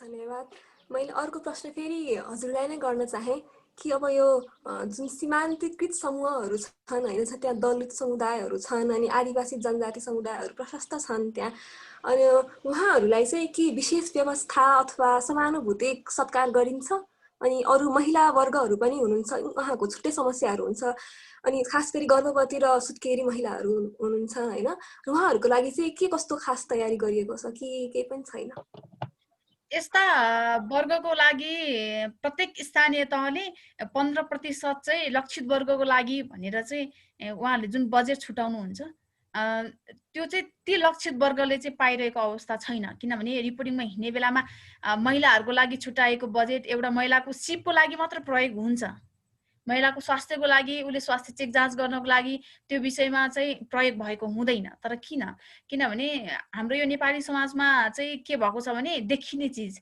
अब एउटा सिप होस् होइन टेलर होस् एउटा ब्युटी पार्लर होस् त्यस्ता देखिने चिज चाहिँ ठुलो छ तर मान्छेको शरीर र स्वास्थ्य चाहिँ के अरे त्यो चाहिँ एकदम भनौँ न परको दृष्टिकोणले हेर्ने भइसकेको छ किनभने यदि स्थानीय तहले सिप विकास तालिमको लागि त्यत्रो लाखौँ रुपियाँ चाहिँ बजेट छुट्याउँछ भने महिलाको संवेदनशीलताको लागि विशेष गरी महिलाहरूको स्वास्थ्यमा चाहिँ एकदम धेरै समस्या आउने हुन्छ जस्तै गर्भवती महिलाहरूमा समस्या आउने हुन्छ केही दीर्घ रोगीहरू हुन्छ होइन त्यस्ताहरूलाई चाहिँ अब पहुँचताको हिसाबले चाहिँ पाउने, आफ्नो पहुँच छ, आफ्नो मान्छे पावर लगाएर भन्न सकिन्छ भने उहाँ के अरे सम्बन्धित वडा कार्यालयबाट सिफारिस लिएर आएर दीर्घ रोगीहरूले चाहिँ अब प्रत्येक स्थानीय तहबाट दीर्घ रोगीहरूको लागि एउटा दीर्घ रोगी, एकजना दीर्घ रोगीको लागि प्रति व्यक्ति 1 लाखको दरले चाहिँ राखिएको हुन्छ उहाँले। तर त्यो सबै पैसा त खर्च हुँदैन, तर पनि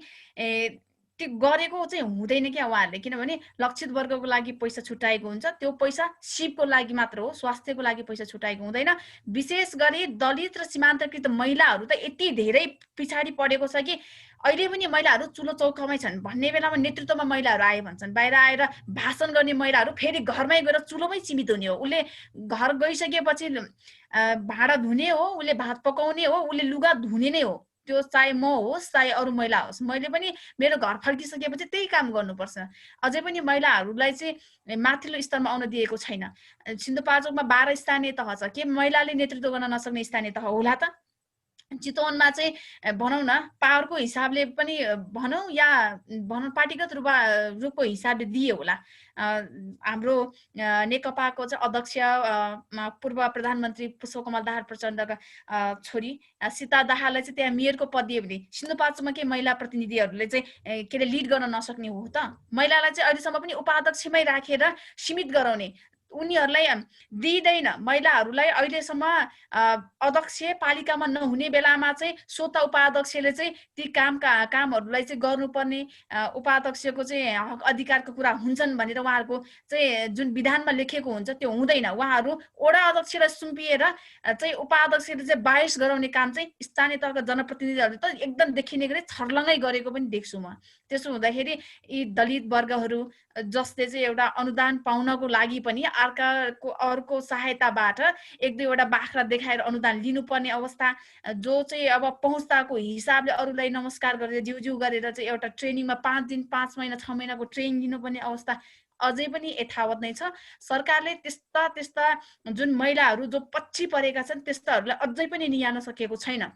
यदि केन्द्र सरकारले चाहिँ प्रदेश सरकारलाई, मलाई चाहिँ के मेरो आफ्नो कन्टेक्स्टमा चाहिँ के लाग्छ भने केन्द्र सरकारले प्रदेश सरकारलाई चाहिँ निर्देशन दियोस् क्या, स्थानीय तहलाई चाहिँ यो काम लगाउनु भनेर चाहिँ निर्देशन दियोस्। त्यसपछि प्रदेश चाहिँ स्थानीय सरकारसँग कोर्डिनेसन गरेर स्थानीय सरकारले चाहिँ यो गर्नुपर्छ भनेर काम गर्नु पर्यो भने केन्द्रदेखिका प्रदेशदेखिका सरकार चाहिँ जिल्ला हेलिकप्टरमा उहाँ लाखौँको पैसा खर्च गरेर सवार हुनुपर्ने आवश्यकता चाहिँ म देख्दिनँ। किनभने एकजना प्रतिनिधिलाई हेलिकप्टरमा बिरामी दिन पठाएर केन्द्रमा भएका सरकारले रिसिभ गर्यो भने त कति राम्रो हुन्थ्यो होला। त्यहाँ धेरै खर्च पनि हुँदैन थियो। एउटा हेलिकप्टरमा 4 जना कार्यकर्ता अड्ने ठाउँमा 4 जना बिरामीलाई एकैचोटि एउटै हेलिकप्टरमा एउटै पैसामा लान सकिन्थ्यो नि त। तर किन सोच्दैनन्?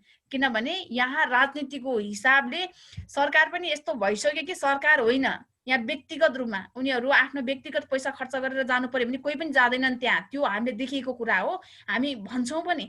तर सरकारको पैसा यस्तो मजाले दुरुपयोग गरिरहेको छ कि उनीहरूको एसआरएमको लागि उहाँहरू मिटिङ बस्नुहुन्छ, प्रत्येक दिन उहाँलाई भत्ता आउँछ, उहाँहरू हेलिकप्टरमा आउनुहुन्छ, मजाले उडेर जानुहुन्छ। हामी जस्ता पत्रकारहरू हामी 2 दिन 3 दिन लाएर हिँडेर जान्छौँ, भोकै बस्नुपर्ने हुन्छ। हामी एउटा चाउचो पनि खान पाउँदैन, कुनै बेला हामी त्यस्तरी काम गर्नुपर्ने हुन्छ।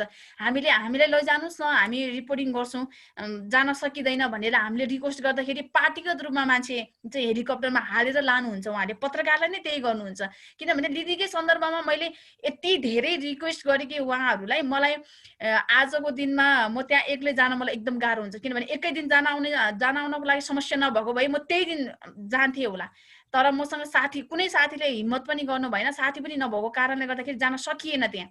मैले उहाँहरूसँग भन्दाखेरि उहाँहरूले मलाई लाने कसरी विचार गर्नु भएन। पछि बिरामी चौतारा अस्पतालमा ल्याइसकेपछि म बिरामीलाई चाहिँ भेट्न भनेर जाँदाखेरि उहाँहरूले आफ्नो पार्टीगत रूपको पत्रकारलाई चाहिँ हेलिकप्टरभित्र हालेर जानुभयो। भन्नुहोस्, जुन राजनीतिले चाहिँ कसरी मान्छेले उथुल पुथुल पार्छ क्या। सामाजिक जसले चाहिँ राम्रो काम गरेको हुन्छ त्यो कामले पनि एकदम नराम्रो बनाइरहेको छ। एउटा जुन सीमान्तकृत पछाडि परेका वर्गहरूलाई, जुन बेसहारा बच्चाहरूलाई अहिलेसम्म सरकारले त्यो अनुभूति दिलाउन सकिएको छैन। यदि सरकार 3 तहको सरकारले चाहिँ एउटा भनौँ न मोडालिटी बनाएर यो काम चाहिँ 100मा 99% भए पनि हुनुपर्छ भनेर चाहिँ त्यसरी चाहिँ एउटा लक्ष्य लिएर काम गर्यो भने चाहिँ नहुने चाहिँ केही पनि छैन। तर भनौँ न भाषण भयो, काम भएन, के अरे नियम भयो, कार्यान्वयन भएन। धन्यवाद कमलाजी। भनेपछि चाहिँ अब महिलाहरू र अरू सीमान्तकृत वर्गहरूको चाहिँ प्रतिनिधित्व भन्दा पनि सहभागिता चाहिँ चाहियो भन्न खोज्नु भएको। अनि त्यसको अब मेरो तर्फ कोटाको हिसाबले सहभागिता दिइन्छ तर अधिकार दिइँदैन के। जस्तो मैले कमलाजीको उसमा जोड्न चाहेँ, अब यो बिचमा म यो घुसेँ, यसको लागि क्षमा प्रार्थी छु। अब तनुजाजी र हजुर मेघाजीलाई एकदम क्षमा प्रार्थी छु। अब यसमा चाहिँ अब मेरो अहिले कमलाजीले भन्नुभएको कुरालाई हेर्दा अब तपाईँलाई अब धेरै अब इन्फर्मेसन यो भनिरहन नपर्ला। अब स्थानीय तहमा चाहिँ गाउँपालिका प्रमुख र उपप्रमुख चाहिँ न्यायपालिकाको संयोजक हुन्छ, अर्थात् न्यायाधीश हुन्छ सिंहदरबारको, होइन र? अब अहिले हजुरले आएर अब सीमान्तकृतको कुरो त अब धेरै परको कुरो भयो, यो त अब सपनामा पनि देख्न गाह्रो पर्ला। अब यथार्थमा हेर्ने हो भने यथार्थको धरातलमा आएर आकाशमा उड्नुभन्दा यथार्थको धरातलमा आएर हेर्ने हो भने न्यायपालिकाको संयोजक नै अन्यायमा परेको देखिन्छ।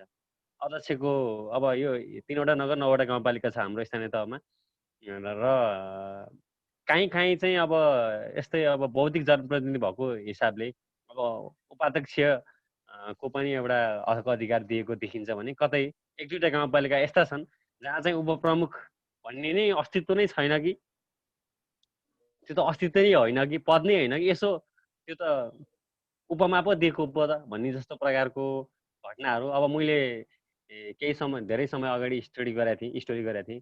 सुनकोशी गाउँपालिकाको उपप्रमुखलाई चाहिँ त्यहाँको प्रमुख श्रवण कुमार जीसीले चाहिँ कार्यवाहक वडाध्यक्षलाई दिएर उहाँ हुँदाहुँदै कार्यवाहक उहाँलाई दिएर उहाँ भारत जानुभएको थियो।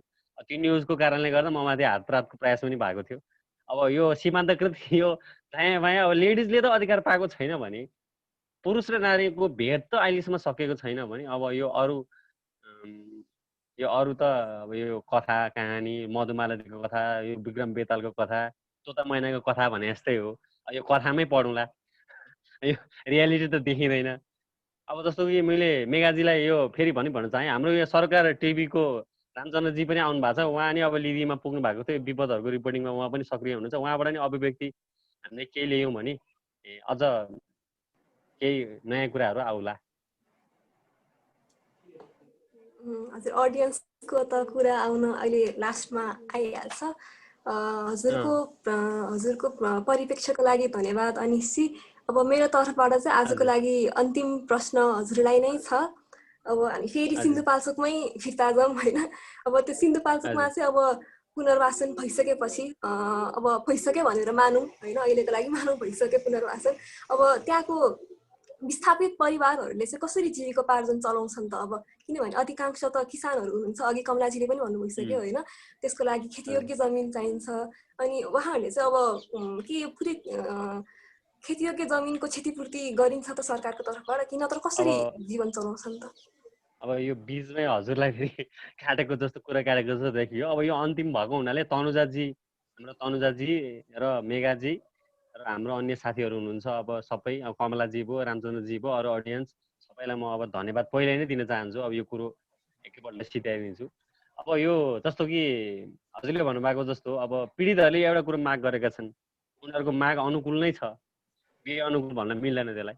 जस्तो कि विस्थापित भएको भोटकोशी क्षेत्रको होस् या लिदीको होस् या जम्मू को होस्, त्यहाँको विस्थापितहरूले मागेको के हो? सुरक्षित घर, सुरक्षित जग्गा, त्यति हो।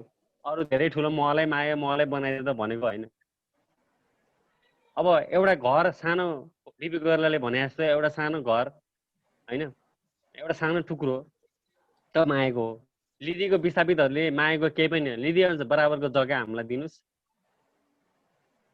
एउटा घर सानो चट्ट घर हामी आफै बनाउँछौँ, बस्छौँ, हामीलाई जग्गा दिनुहोस्, लिदी बराबरको जग्गा दिनुहोस् भनेर लिदी पीडितले भनेका छन्। उनीहरूलाई टेनमा थन्काएको छ हजुरलाई होइन, यो भन्ने छ कि अब जम्मू बुलकुटेको विस्थापितहरूले अब परिवारै गुमाउने उनीहरूले मागेका के छन्? महलै बनाइदेऊ, घरै बनाइदेऊ, बिल्डिङ छडाइदेऊ, गाडी किनिदेऊ, बाइक किनिदेऊ, हेलिकप्टर किनिदेऊ होइन, बुलेट किनिदेऊ भनेर त छैन। उनीहरूले मागेको त्यही एउटा घर र सानो जग्गा हो उनीहरूले मागेको। अब उनीहरू त्यही बाढीले बगाएको टरलै टाक्को टुक्का ढुङ्गासुङ्गा हालेर बिजोग गरेर बस्न बाध्य छ। हेर्नुहोस्, जुरे पहिरोको त कहानी हजुरलाई अहिले महाभारत सुनाइ नै हाल्यो। अब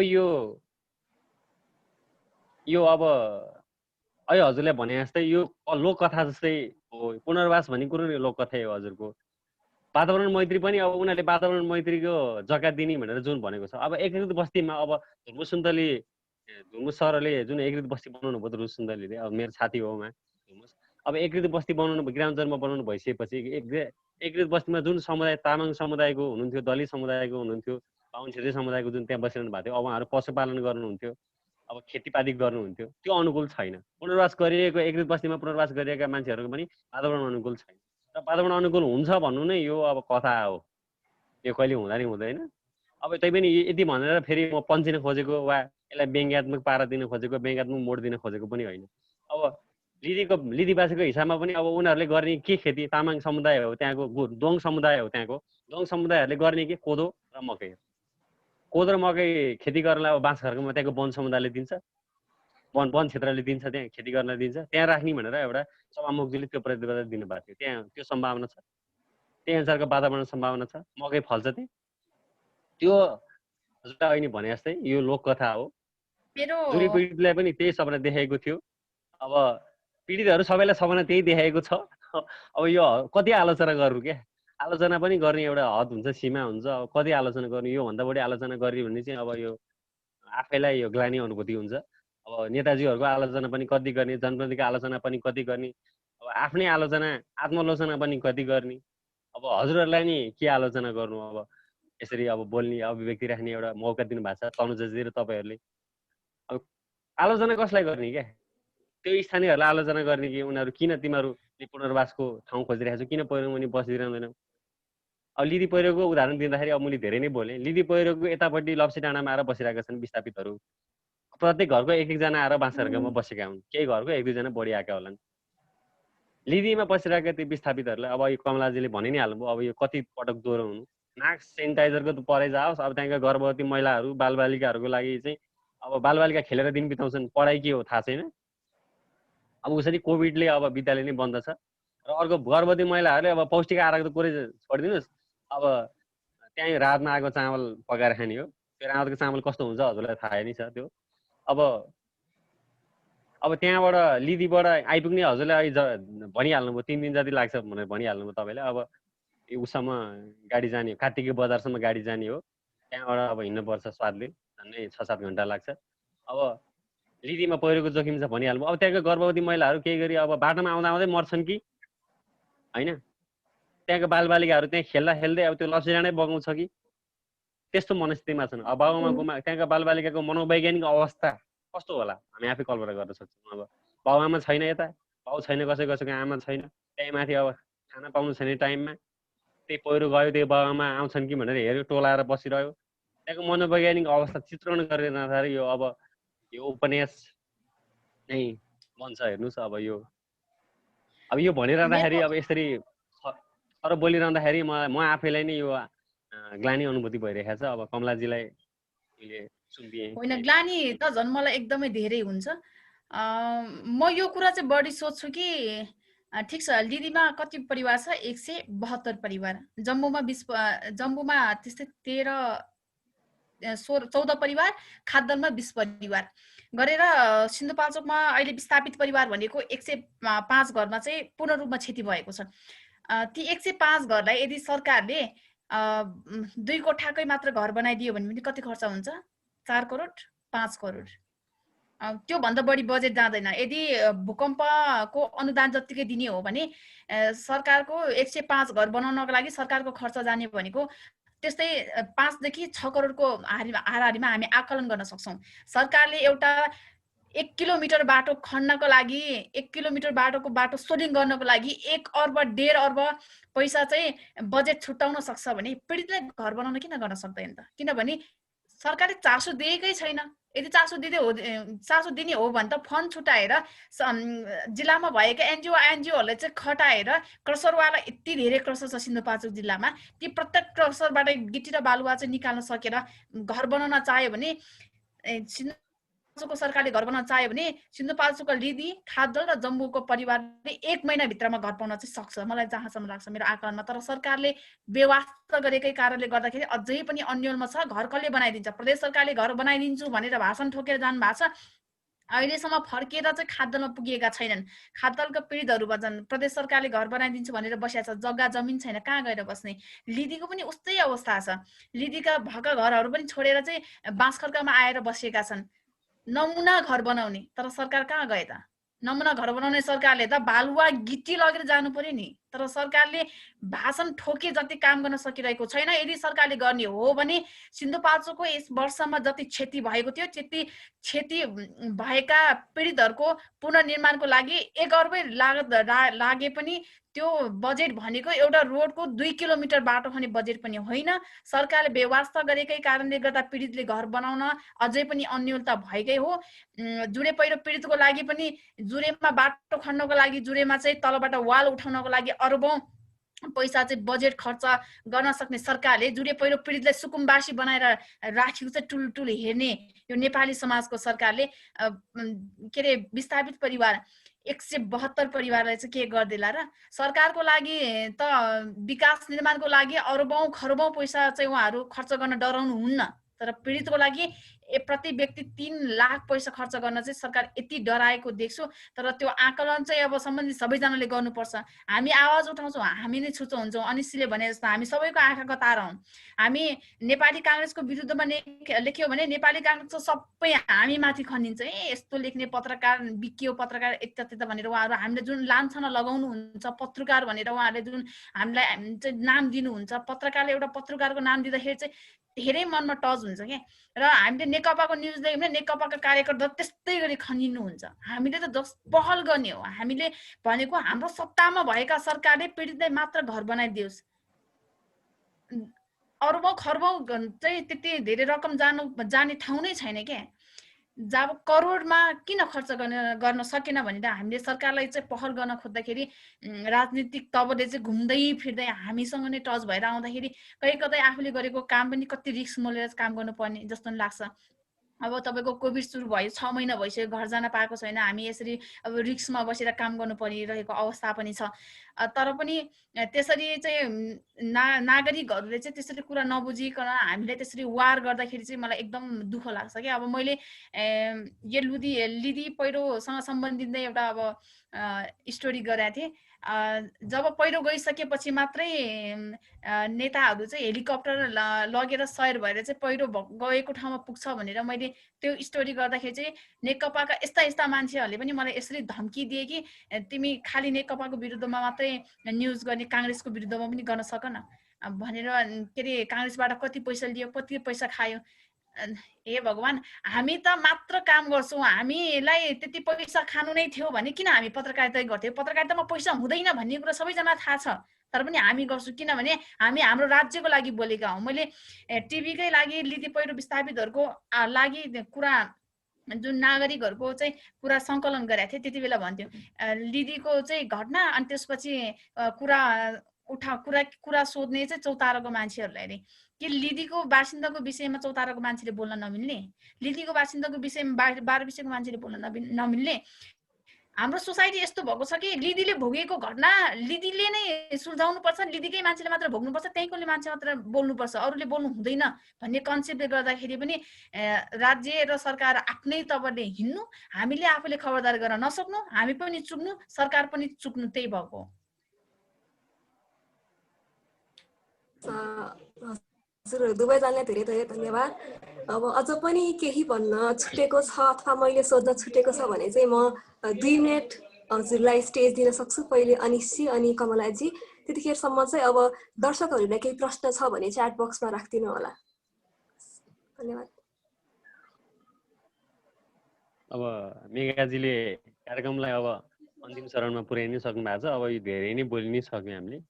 अब लगभग आउने कुराहरू आइ नै सक्यो। अब यो जति आलोचना गरे पनि अब प्रधानमन्त्रीज्यूले केपी ओलीजीले भाषण ठोक्नु भएको थियो, कुनै पनि बालबालिका अनाथ भएर बस्नु पर्दैन, हाम्रो सरकारमा कोही पनि कसैले नखाएर बाँच्नु पर्दैन। अब नेकपाको सरकार भएर आलोचना गरेको होइन, काङ्ग्रेसको सरकार हुँदाखेरि पनि त्यही नै प्रतिबद्धता दिनु भएको थियो। अब नेकपाको सरकारले पनि त्यही प्रतिबद्धता दिनु भएको थियो। सबैले सपना नै देखाउने यो एक प्रकारको खेदपूर्ण वातावरण छ, खेदपूर्ण अवस्था छ।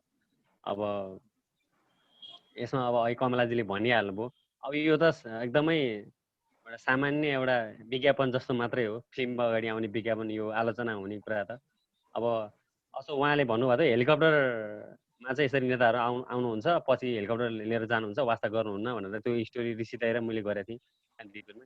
अनि त्यो न्युज पछि चाहिँ अब त्यो त अब एउटा उदाहरण मात्रै हो, त्यो चाहिँ एउटा लिदिको भएर उदाहरण दिए मात्रै। जस्तो जर्नलिस्टहरूलाई चाहिँ अब नेकपा अब सरकारको आलोचना किन गर्नुहुन्छ तपाईँहरू भनेर उहाँहरूको प्रश्न त्यो बारम्बार हुने गर्छ। अब मैले यो मार्फत नै मैले उहाँहरूलाई जानकारी दिन चाहेँ, सरकारको आलोचना किन गर्छौँ त हामीले? सरकार भनेको अभिभावक हो। यदि केही समस्या पऱ्यो भने त हामी कसलाई गुहार्छौँ, कसलाई गाली गर्छौँ, कोसँग झगडा गर्छौँ? सरकारसँग आलोचना गर्ने, सरकारसँग झगडा गर्ने हो, सरकारसँग हामीले माग्ने हो। त्यसो भन्दा आन्दोलनै गर्न नपाउने, जनताले विद्रोह गर्न नपाउने, प्रश्न गर्न नपाउने, त्यो त हुँदैन।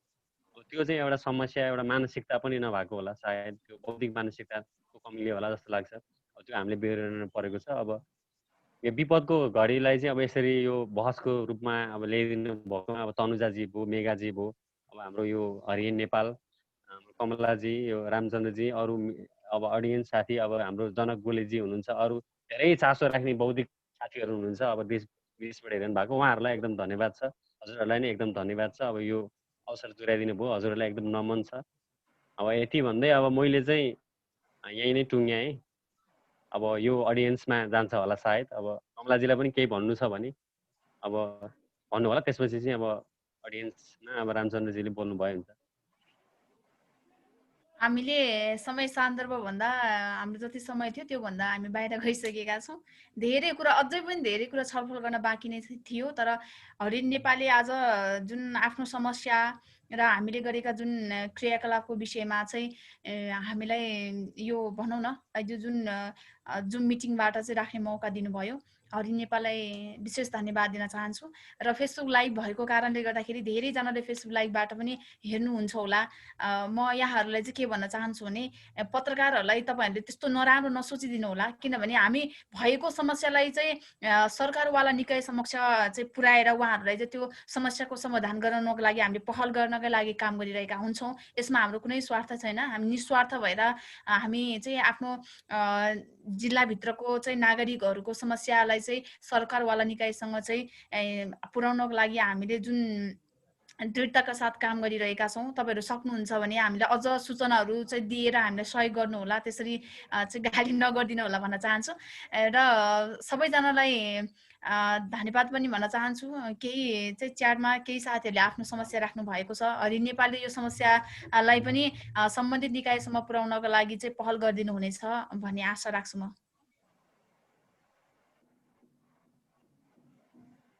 हस्, धन्यवाद। अब अनिशजीले आग्रह गर्नुभयो जस्तै रामचन्द्रजी, हजुरलाई केही भन्नु छ अन्तिम शब्द आजको छलफल बारेमा? हजुर, सर्वप्रथम त म आफ्नो परिचय राख्न चाहन्छु। म रामचन्द्र बस्नेत सरकार टेलिभिजनबाट जिल्ला संवाददाताको रूपमा 2 महिनादेखि कार्यरत छु। र सोही सन्दर्भमा हामीले पछिल्लो केही समयहरूमा प्राकृतिक प्रकोपको रूपमा सिन्धुपाल्चोक र आसपासका जिल्लाहरूमा अवलोकन गरिरहँदाखेरि चाहिँ म आफैले भोगेको समस्या र यहाँबाट हामीले सम्पूर्ण सञ्चारकर्मी मित्रहरू सँगसँगै भोगेका समस्याहरू चाहिँ धेरै छन्। यो अब सानो यदि अनलाइन उसमा चाहिँ सीमित रहने कुरा होइन। यो भनेको फिल्डमा गएर आफूले नभोगिकन यो कुरा महसुस गर्न सकिँदो रहेनछ। म पनि अब योभन्दा अगाडि 4 वर्षदेखि नै सञ्चारको क्षेत्रमा चाहिँ आफ्नो सानो योगदान चाहिँ दिँदै आएको छु। र यो जुन यो 24 गते असार 24 गते जम्बूमा पहिरो गयो, जम्बू लगायत यहाँनिर खागदल भन्ने ठाउँमा पहिरो गयो, सो स्थानमा हामी रिपोर्टिङको क्रममा जाँदाखेरि चाहिँ जस्तो कि कमलाजीले भन्नुभयो, हामीले मिडियासँग केही पनि बोल्न चाहन्नौँ भन्ने प्रतिक्रिया दिनुभयो। र सो सँगसँगै हामीले केसम्म एउटा भोग्ने एउटा भोगाइ चाहिँ हाम्रो के छ भने, जुनसुकै पार्टीले एउटा राम्रो काम गरेको छ त्यो समाचार लेख्यौँ, या नराम्रो काम भएको छ अथवा चित्त बुझेको छैन जनतालाई, यो प्रश्नहरू चाहिँ हामीले बारम्बार राख्ने गर्दाखेरि चाहिँ हामी माथि चाहिँ एउटा दोषारोपण के हुने गर्दछ भन्दाखेरि, कुनै पार्टीबाट हामीले निश्चित रकम लिएर चाहिँ उहाँहरूको लागि काम गरिदिएको जस्तो चाहिँ आम जनताहरूको बुझाइमा छ। र सो सन्दर्भमा अनिशजीले पनि प्रसङ्ग राख्नुभयो, आत्मग्लानी हुन्छ एउटा। जस्तो कि जुरे पहिरोमा 2071 सालमा जब जुरे पहिरो गयो त्यतिखेरबाट उहाँले भन्नुभयो कि हामीले त्यस सन्दर्भमा अन्तर्वार्ता लिनलाई सो स्थानमा पुगेका थियौँ, घटनास्थलमा पुगेका थियौँ। र अहिलेको अवस्थासम्म आइपुग्दा विगत 7 वर्षदेखि जो पीडितहरूले कुनै पनि प्रकारका राहतहरू नपाएका र जुन त्यहाँका जनता जुन त्यो स्थानमा बस्दै आउनुभएका जनताहरू चाहिँ आफन्तकोमा र सरकारी जग्गाहरू र अन्य ठाउँहरूमा चाहिँ आफ्नो बस्ती बसोबास गर्दै आउनुभएका र जो अझसम्म पनि एउटा सुरक्षित तरफले बनेको छैन सोचमा चाहिँ बस्दै आउनु पर्ने कारणले गर्दाखेरि सो सन्दर्भमा त्यो स्थानमा गएर हामीले रिपोर्टिङ गर्दा हामीलाई आफूलाई पनि एउटा आत्मग्लानी चाहिँ पक्कै हुन्छ र अनि यस्तो यस्तो भइरहँदाखेरि चाहिँ हाम्रो स्थानीयहरूले के सोच्न थालेका छन् भने हामीले पटक पटक यस्ता घटनाहरू भइरहँदाखेरि स्थलगत रिपोर्टिङको लागि हामी जाने गर्दा र त्यो गइसके पछाडि आएका रकमहरू पनि सो पीडित समक्ष नपुग्दाखेरि चाहिँ एउटा के देखियो भन्दाखेरि चाहिँ कतै न कतै पत्रकारहरूले चाहिँ यो हामीले यहाँबाट खिचेर लिएर गएका तस्बिरहरू भिडियोहरू छ भिडियो सामग्रीहरू छ त्यसलाई चाहिँ एउटा बिक्री वितरणको रूपमा व्यापारको रूपमा हेरिएको हो कि भन्ने यो प्रश्न चाहिँ बारम्बार आउने गर्छ र अनि एउटा अब यो लिडिकै प्रसङ्गलाई लिउँ लिडिकै प्रसङ्गमा लिँदाखेरि म पहिलो पटक हिँडेर म आफै कात्तिके भन्ने स्थान कात्तिके बजारसम्ममा चाहिँ आफ्नो निजी सवारीमा गएर चाहिँ त्यहाँबाट चाहिँ हिँडेर लगभग 6.5 घन्टा हिँडेर चाहिँ सो स्थानमा पुगेँ र त्यस पछाडि मैले रिपोर्टिङ गर्ने क्रममा के देखेँ भन्दाखेरि त्यहाँ केही पार्टीका जसो अघि कमलाजीले भन्नुभयो पत्रकार महोदयहरू जो हामीले बारम्बार रिक्वेस्ट गर्दाखेरि नेपाल सरकारका पछि कुनै पनि व्यक्तिहरूले वास्ता नगरिकन चाहिँ भन्नु सरकारी निकायले कुनै वास्ता गर्दैन रिपोर्टिङको क्रममा दुर्गम स्थानहरूमा 3-4 दिनसम्म हिँडेर जानुपर्ने हुन्छ कहिले त हप्ताौं लाग्छ भन्नुहुन्छ त्यस्तै हामीले त्यो 6 घन्टाको हाराहारीको यो हिँडाइमा मैले के महसुस गरेँ भन्दाखेरि चाहिँ त्यहाँका जुन बाटो म त्यो बाटो हुँदै गएको छु त्यो बाटो चाहिँ बाटोको अवस्था एकदम नाजुक छ कतिखेर पहिरो झर्छ कुनै अवस्था छैन त्यस पछाडि त्यहाँ गर्भवती महिला र आपतकालीन रूपमा भएका बिरामीहरू अन्य बिरामीहरू पनि यो हुने नै सामान्यतया भइ नै रहने गर्छ र सो अवस्थामा चाहिँ के देखियो भन्दाखेरि हामी एउटा रिपोर्टिङको क्रममा महिना 1.5 महिना र वर्ष अथवा यस्तै घटनाक्रममा जाँदाखेरि त त्यत्रो लामो समय लाग्यो हामीलाई भन्दाखेरि त्यहाँको व्यक्तिहरूको त दैनिक जीवनी हो र त्यो दैनिकी नै हो भन्नु र यो सन्दर्भमा चाहिँ हामीले बारम्बार भनिरहँदाखेरि चाहिँ एउटा कुरा के हुन्छ भन्दा हामीले पटक पटक चाहिँ सरकारको विरोधी बनेर काम गरेको जस्तो लाग्छ जनताको नजरमा तर वास्तविकता कुरा के हो भन्दाखेरि हामीले त्यहाँको समस्याहरू चाहिँ बारम्बार उजागरण गर्ने प्रयास गरिरहँदाखेरि पनि सम्बन्धित निकायहरूको ध्यान नगएको हो वा यो स्थानीय सरकार केन्द्रीय सरकार प्रदेश सरकार यो तीनै तहको सरकारहरूले चाहिँ मिडियालाई व्यवस्था गरेको हो यसमा चाहिँ म अलिकति दोधारमा छु र यो अब हामीले सानो समय अन्तराल छोटो छ मैले कुरा सानो छुट्याउन चाहेँ र त्यसमा मैले मिडियालाई चाहिँ एउटा के को रूपमा भने मिडियालाई चाहिँ त्यहाँ विभिन्न स्थानहरूमा जाँदाखेरि चाहिँ एउटा व्यापारिक तरहले आएको कुनै पार्टीगत तरहले आएको जस्तो देखा चाहिँ दृष्टिकोण बनिसकेको छ अहिले हाम्रो अब त्यो कारणले गर्दाखेरि चाहिँ हामीले कुनै पनि व्यक्तिहरूले गरेका काम होस् त्यसको कमी कमजोरी होस् त्यो राख्दाखेरि चाहिँ पार्टीगत रूपमा लिने गरेको र सो कारणले गर्दाखेरि हाम्रो पत्रकारिता जुन कुनै पनि किसिमको ठुलो आम्दानी नभएको र निरन्तर खटिरहनु पर्ने र आफ्नो ज्यानसम्म जोखिममा राखेर यस्तो कोभिड-19 को अवस्थामा पनि खटिरहनु पर्ने भएको कारणले गर्दाखेरि चाहिँ हामीलाई चाहिँ यो सकभर सहयोग गरिदिने हुन्थ्यो र सक्नु हुँदैन भने सही मूल्याङ्कनसम्म भयो नि गरिदिनु हुन्थ्यो गरिदिए चाहिँ राम्रो हुन्थ्यो जस्तो लाग्छ।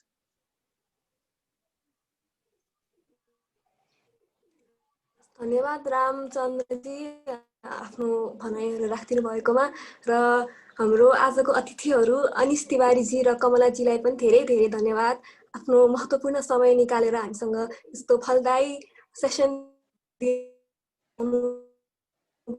भयो र सायद केही प्रश्नहरू छैन जस्तो छ सेसन चाहिँ एन्ड गर्छौँ अहिलेको लागि र तर यो हाम्रो पहिलो एपिसोड मात्रै हो जल प्रकोपबारे अन्तर्क्रियाको पहिलो एपिसोड भएकोले अब अरू जिल्लाहरू लिएर हामी अर्को हप्ता आउने नै छौँ त्यसको लागि हाम्रो नेपालको फेसबुक पेज र इन्स्टाग्राम पेजबाट चाहिँ हामीसँग जोडिन सक्नुहुनेछ त्यहाँ हामी अरू न्युजहरू पनि अपडेट गर्नेछौँ। धन्यवाद दर्शकहरूलाई सबैभन्दा धेरै धन्यवाद अन्तिमसम्म बसेर हाम्रो एपिसोड हेरिदिनु भयो।